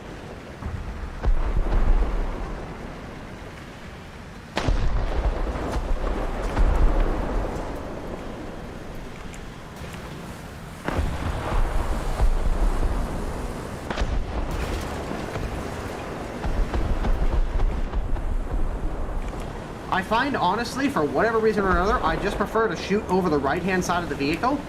I don't know if it's just better gun depression over that, or if it's just instinct, but I tend to do that. I tend to shoot over the right-hand side of my vehicles. And I'm finding I can't really do that because of hull break, or because of the frickin' exhaust blinding my thermal sights. Dear Lord. Ooh, if he didn't have ammunition there, I would not have killed him. Oh shit. No. Okay. That went better than I thought it would.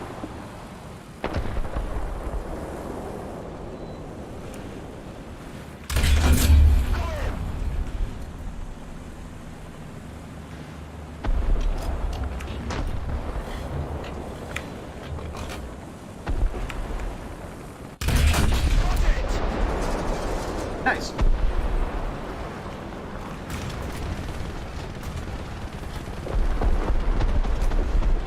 How the hell I'm not dead? I'm not certain.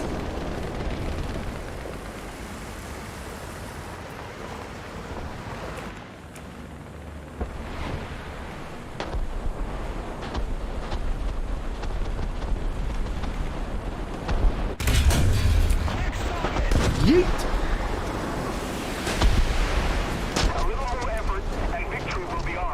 Those new explosions look pretty good. I like them a lot. Well, we've got 5 kills.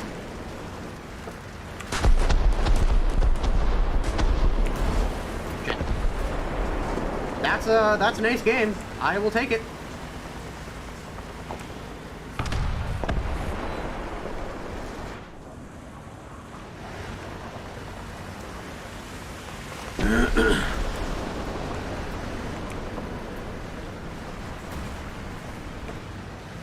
Shot in the hull, no hull break. I don't know where he hit me. I probably shouldn't have survived, though. Like, he killed the commander, but maybe he just passed through the top of the unmanned turret. And that's what killed my, my commander.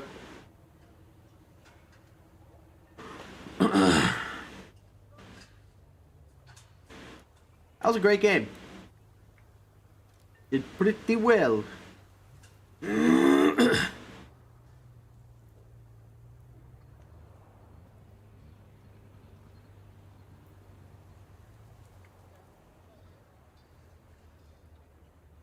Seriously, this thing, XM1 and Harrier, is pretty much the god tier tier 9 battle rating combination, or 9.3 battle rating combination for the Americans right now.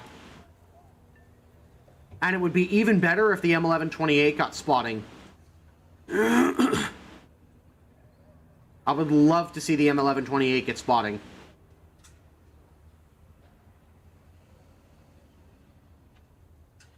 No, they have hull break. The entire turret should be technically hull breakable.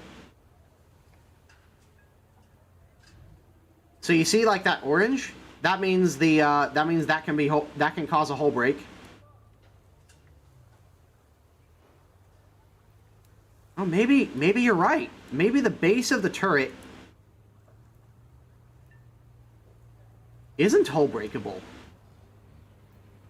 That could be it, actually.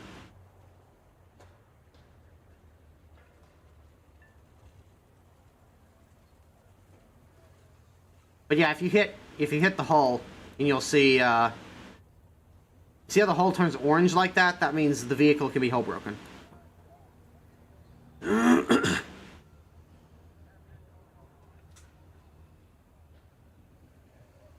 I wonder if this is just like an oversight. Because you'd think that this portion would be hull breakable. Maybe not. Huh. This thing is fun though. I like it. I don't think it's anywhere near as bad as people are making it out to be. Granted, it is mine is fully upgraded, like I said. And I didn't put myself through the horrible stock grind that this thing is going to have. Because believe me, this thing is going to have a rough stock grind. Like, I would say forgo getting the parts for this thing and get the APFSDS first. Because 99% of the time when you get hit, you either lose your gun or you die. Like, a vast majority of the time when you get hit and it penetrates your vehicle, you're just dead. You don't get an opportunity to repair yourself very often. So I would say just forget about getting the parts. Go for the APFSDS first. Then maybe consider getting the parts, or go straight for the night vision. Like, maybe get these two first and then go for parts. And then FPE. You're gonna have far better luck with the C-76 than you are going to with the heat round. But yeah, this M900 APFSDS is no freaking joke. 604 millimeters of penetration maximum at 60 degrees.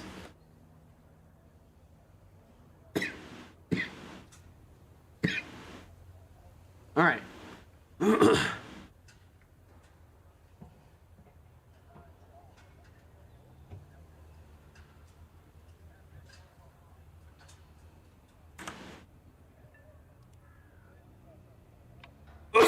Excuse me. See, what do we got time here for? Probably one, maybe two more games.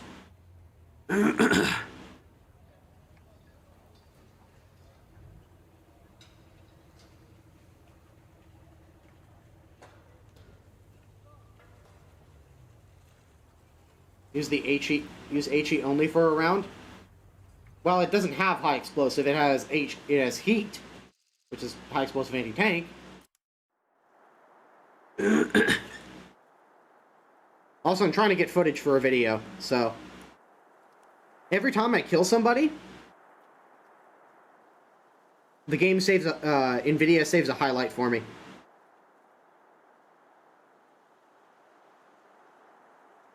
Striker, thanks for the kind words. Oops. Sorry.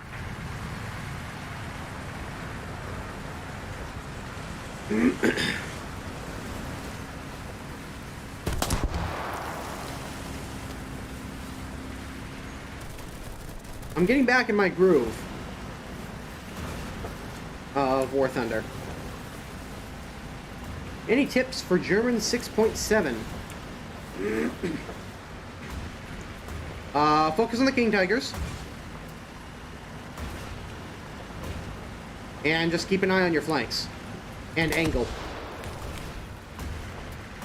Some of the best advice I can give you. Your long 88 is fantastic. Use it. They're going to fix the hull break issues with this tank? I don't think there's an issue with the hull break on this tank. Like, outside of the turret not hull breaking, pretty much any time that I get hit center mass, I die. It's only like glancing blows that don't kill me. Or hits to the gun that don't kill me.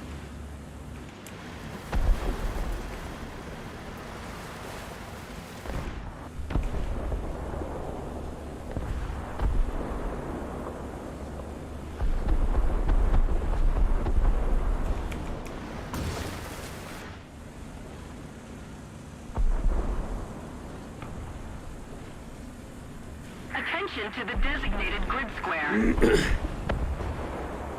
Been 2 to 3 years since I last played War Thunder, catching up on all the updates since I stopped. Like, what? The game has definitely changed quite a bit in the last couple of years. At least a lot of things have been added that I didn't think would be added. I saw that guy right at the last moment. Like I said, if you get hit in the M1128, you generally blow up.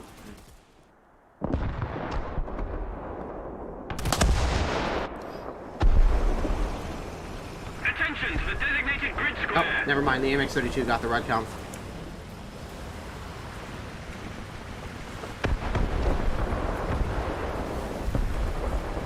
Buy premium tank, Eagles have fun. Not always. Allied forces have captured a zone. Attention to the map. Yeah, I like the Striker. Despite all its issues, I've actually been really enjoying it. It's not like the, it doesn't feel anywhere near as gimped as the, HSTVL. Like, the HSTVL is borderline unplayable in its current state, in my opinion.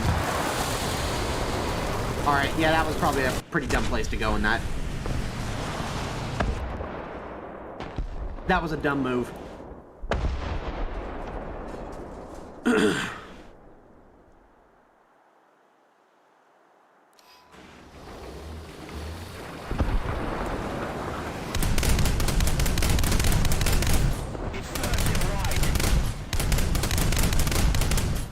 Whoa! That's what I'm talking about. Attention to the designated Suck it, grid G91.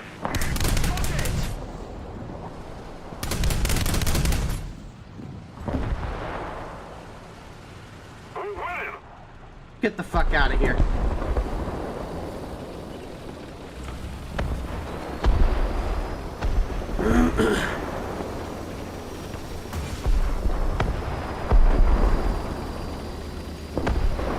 Based when they add tons of modern vehicles into War Thunder, but I low-key want World War I biplanes.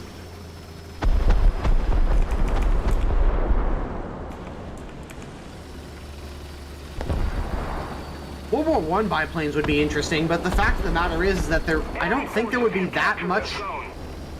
There wouldn't be much change in the game, in the overall gameplay, I think, between World War I aircraft and the current tier ones. Like, you'd effectively be playing the same style of aircraft for, you know, 1 or 2 tiers.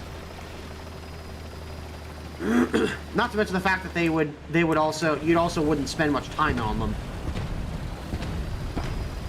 Want XM1 to get smoked? Yeah, having some smoke grenades would have been really nice.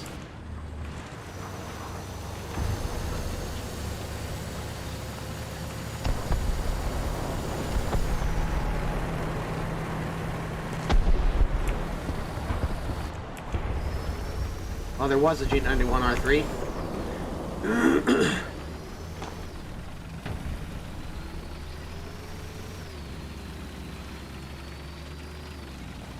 Attention to the map. Mark 5 versus A7V would be fun.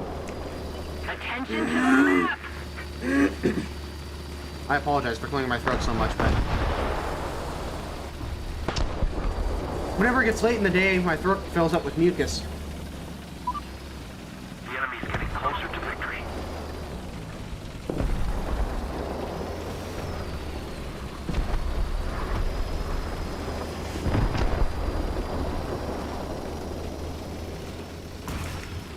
Oh. They appear to have flanked us.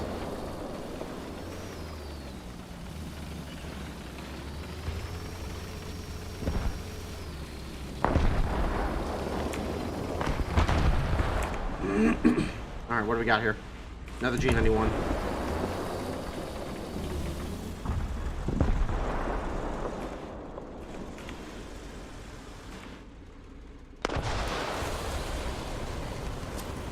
Shit.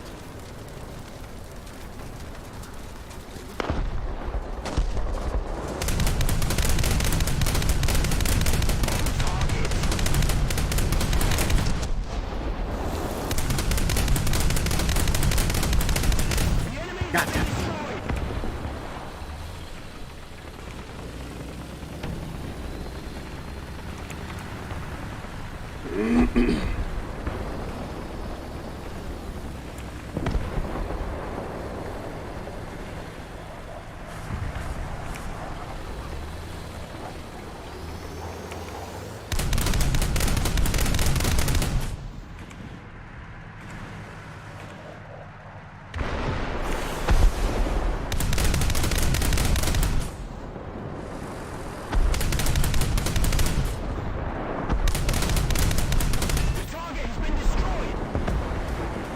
Oh, that's another one down.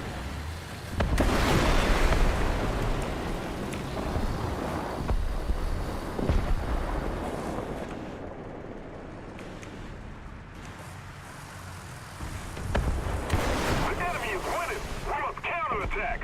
Attention to the map. Nice.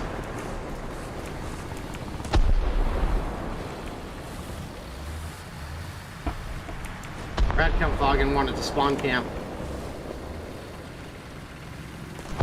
How does the M247 proximity rounds work? They just get within a specific. Every round has like a basically has like a miniature radar transmitter and receiver in it. And as the round flies through the air and it's spinning, it sends out these radio pulse waves, and if it gets a return, it detonates.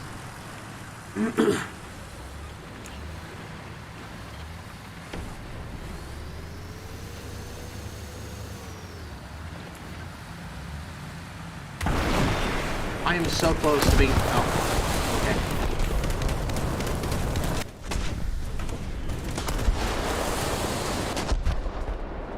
okay. Hey. Nice. I have one more point than I need to spawn the Harrier.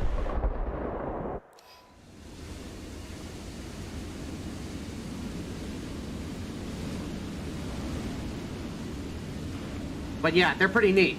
They're fairly low power, like they aren't particularly powerful individually, which is why you kind of need to put a lot of rounds down range, but it means that you can still miss the target and do a little bit of damage occasionally.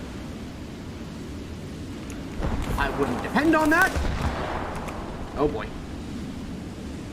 I needed that wing.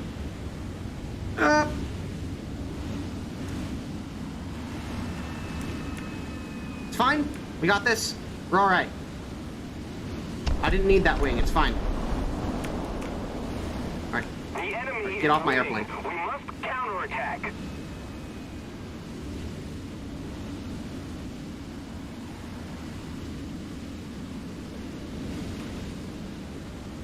I'm just trying to keep my aircraft in the air. Although thrust vector is actually probably the way to go about this. Oh yeah, that's... Oh. It definitely wants to flip over. But it's a heck of a lot more stable like this.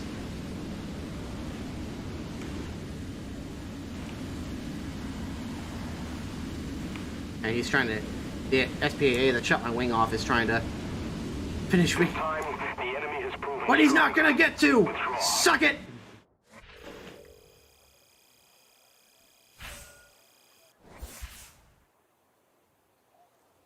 Nice meme. That battle was a complete disaster. But I shot down 3 aircraft.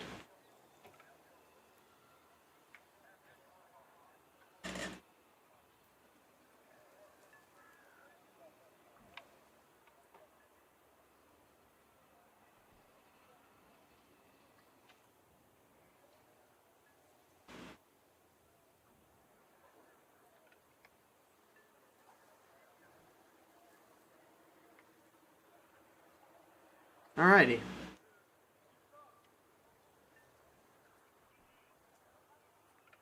I didn't know that the designer of the Harrier also designed the Hurricane. Oh, it was around long enough.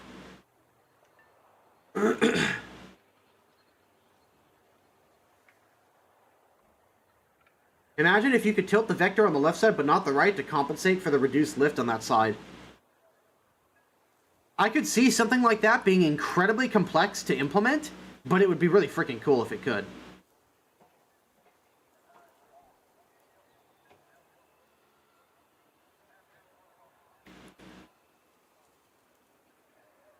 Yeah, I really, really enjoy my Harrier. This thing is just a ton of fun to fly. It would probably break a lot IRL. Yeah. Plus, at that point, like, if you lose a wing, I don't think almost anybody expects you to come back home.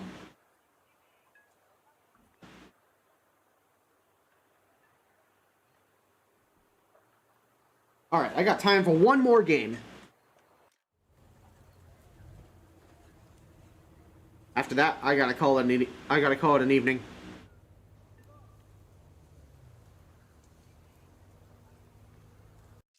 Can't wait to see the MiG-29 game. It's definitely going to be interesting.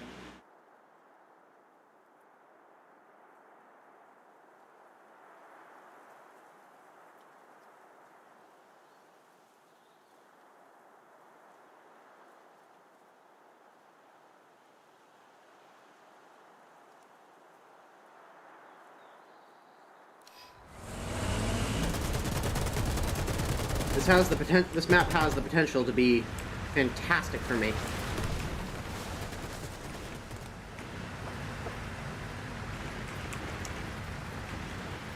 Ah, it's tech.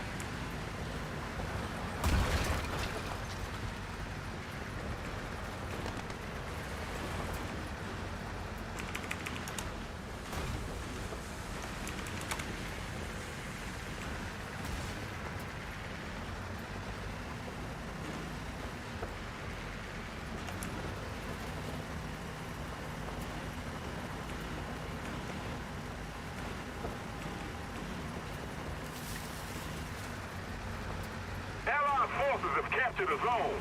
Attention to the map. Enemy forces have captured a zone.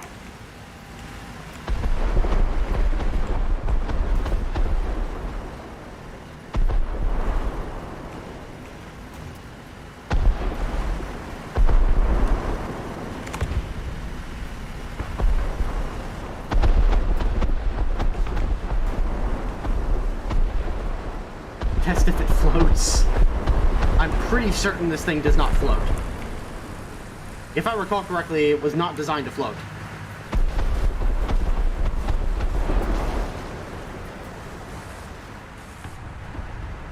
Okay, that was another M11.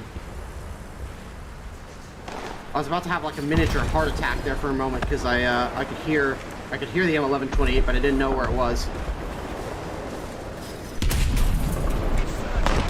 There we go. Most of the strategic zones are captured.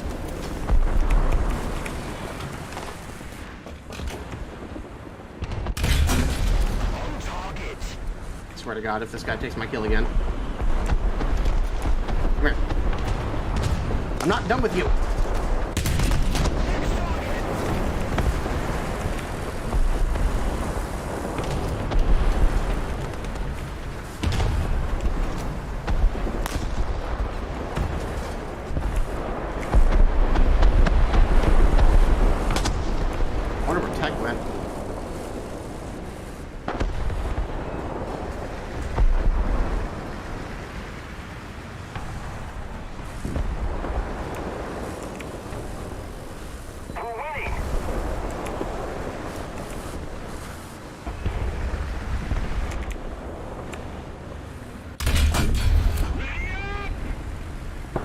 nice.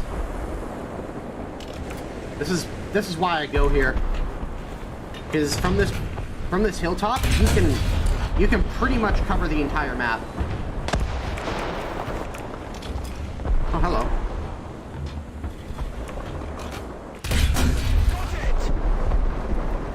Oh, there's Tech. I knew he was in the XM, but I just didn't know where he was. Oh, he needed a repair. In that case, it was probably a good thing that I shot the TAM.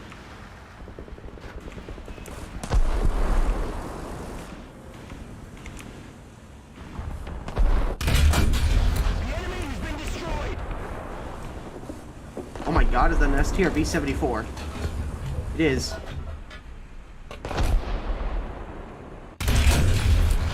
Damn it. Oh, I think he's still kicking. Oh, never mind. He's not now.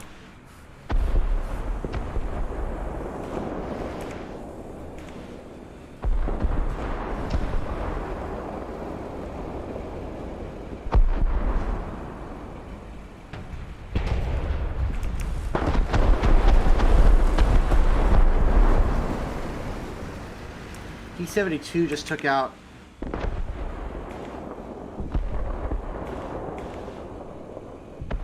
That must be exhaust smoke.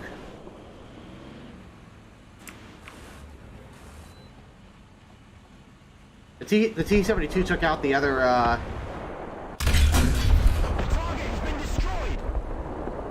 Oh balls! I don't have an ammo. I don't have a round loaded. Ah shit! Will be ours.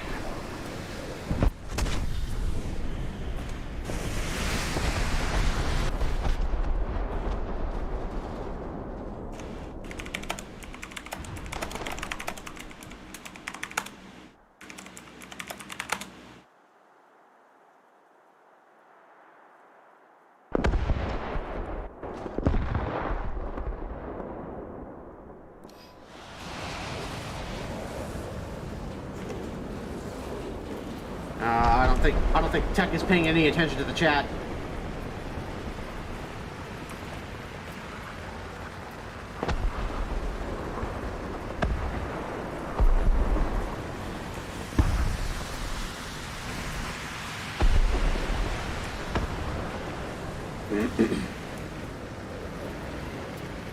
I'm simply requesting that you verify it for me.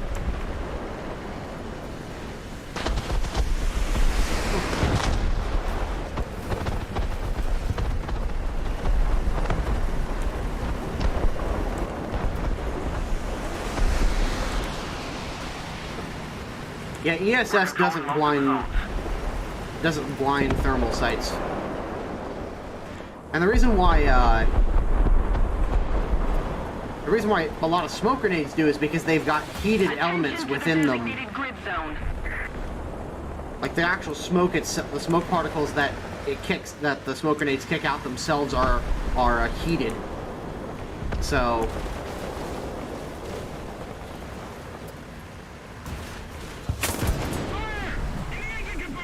really? I should have died there. Alright. The commander's unconscious. Let's keep the pressure on. Victory is close.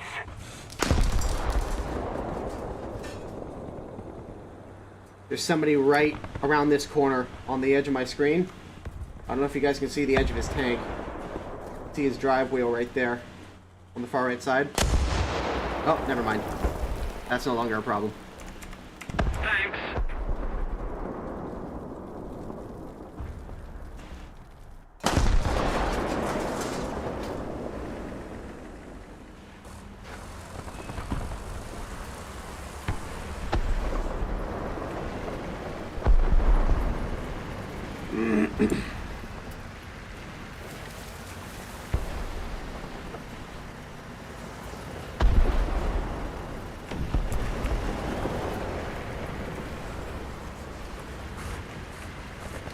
I think it's safe to say that we have won this engagement.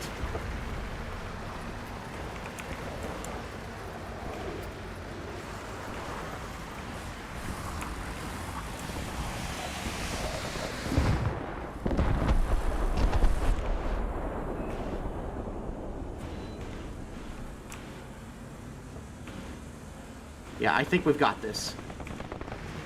Nice.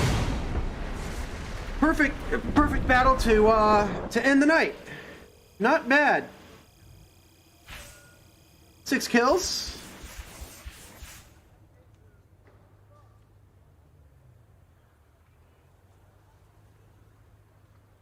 $5.7K RP. Not bad. Why build full MBT turrets when you can have unmanned auto turrets? Well, first of all, unmanned turrets tend to be far more complex. You can't armor them anywhere near as well. But there's something to be said about actually having a taller profile. And actually being able to like stick your head out of a taller tank from the top of the turret, because at that point you get a much better view of the battlefield than you otherwise would. Also, unmanned turrets tend to be complex, expensive, and most countries just don't see a problem with their current systems.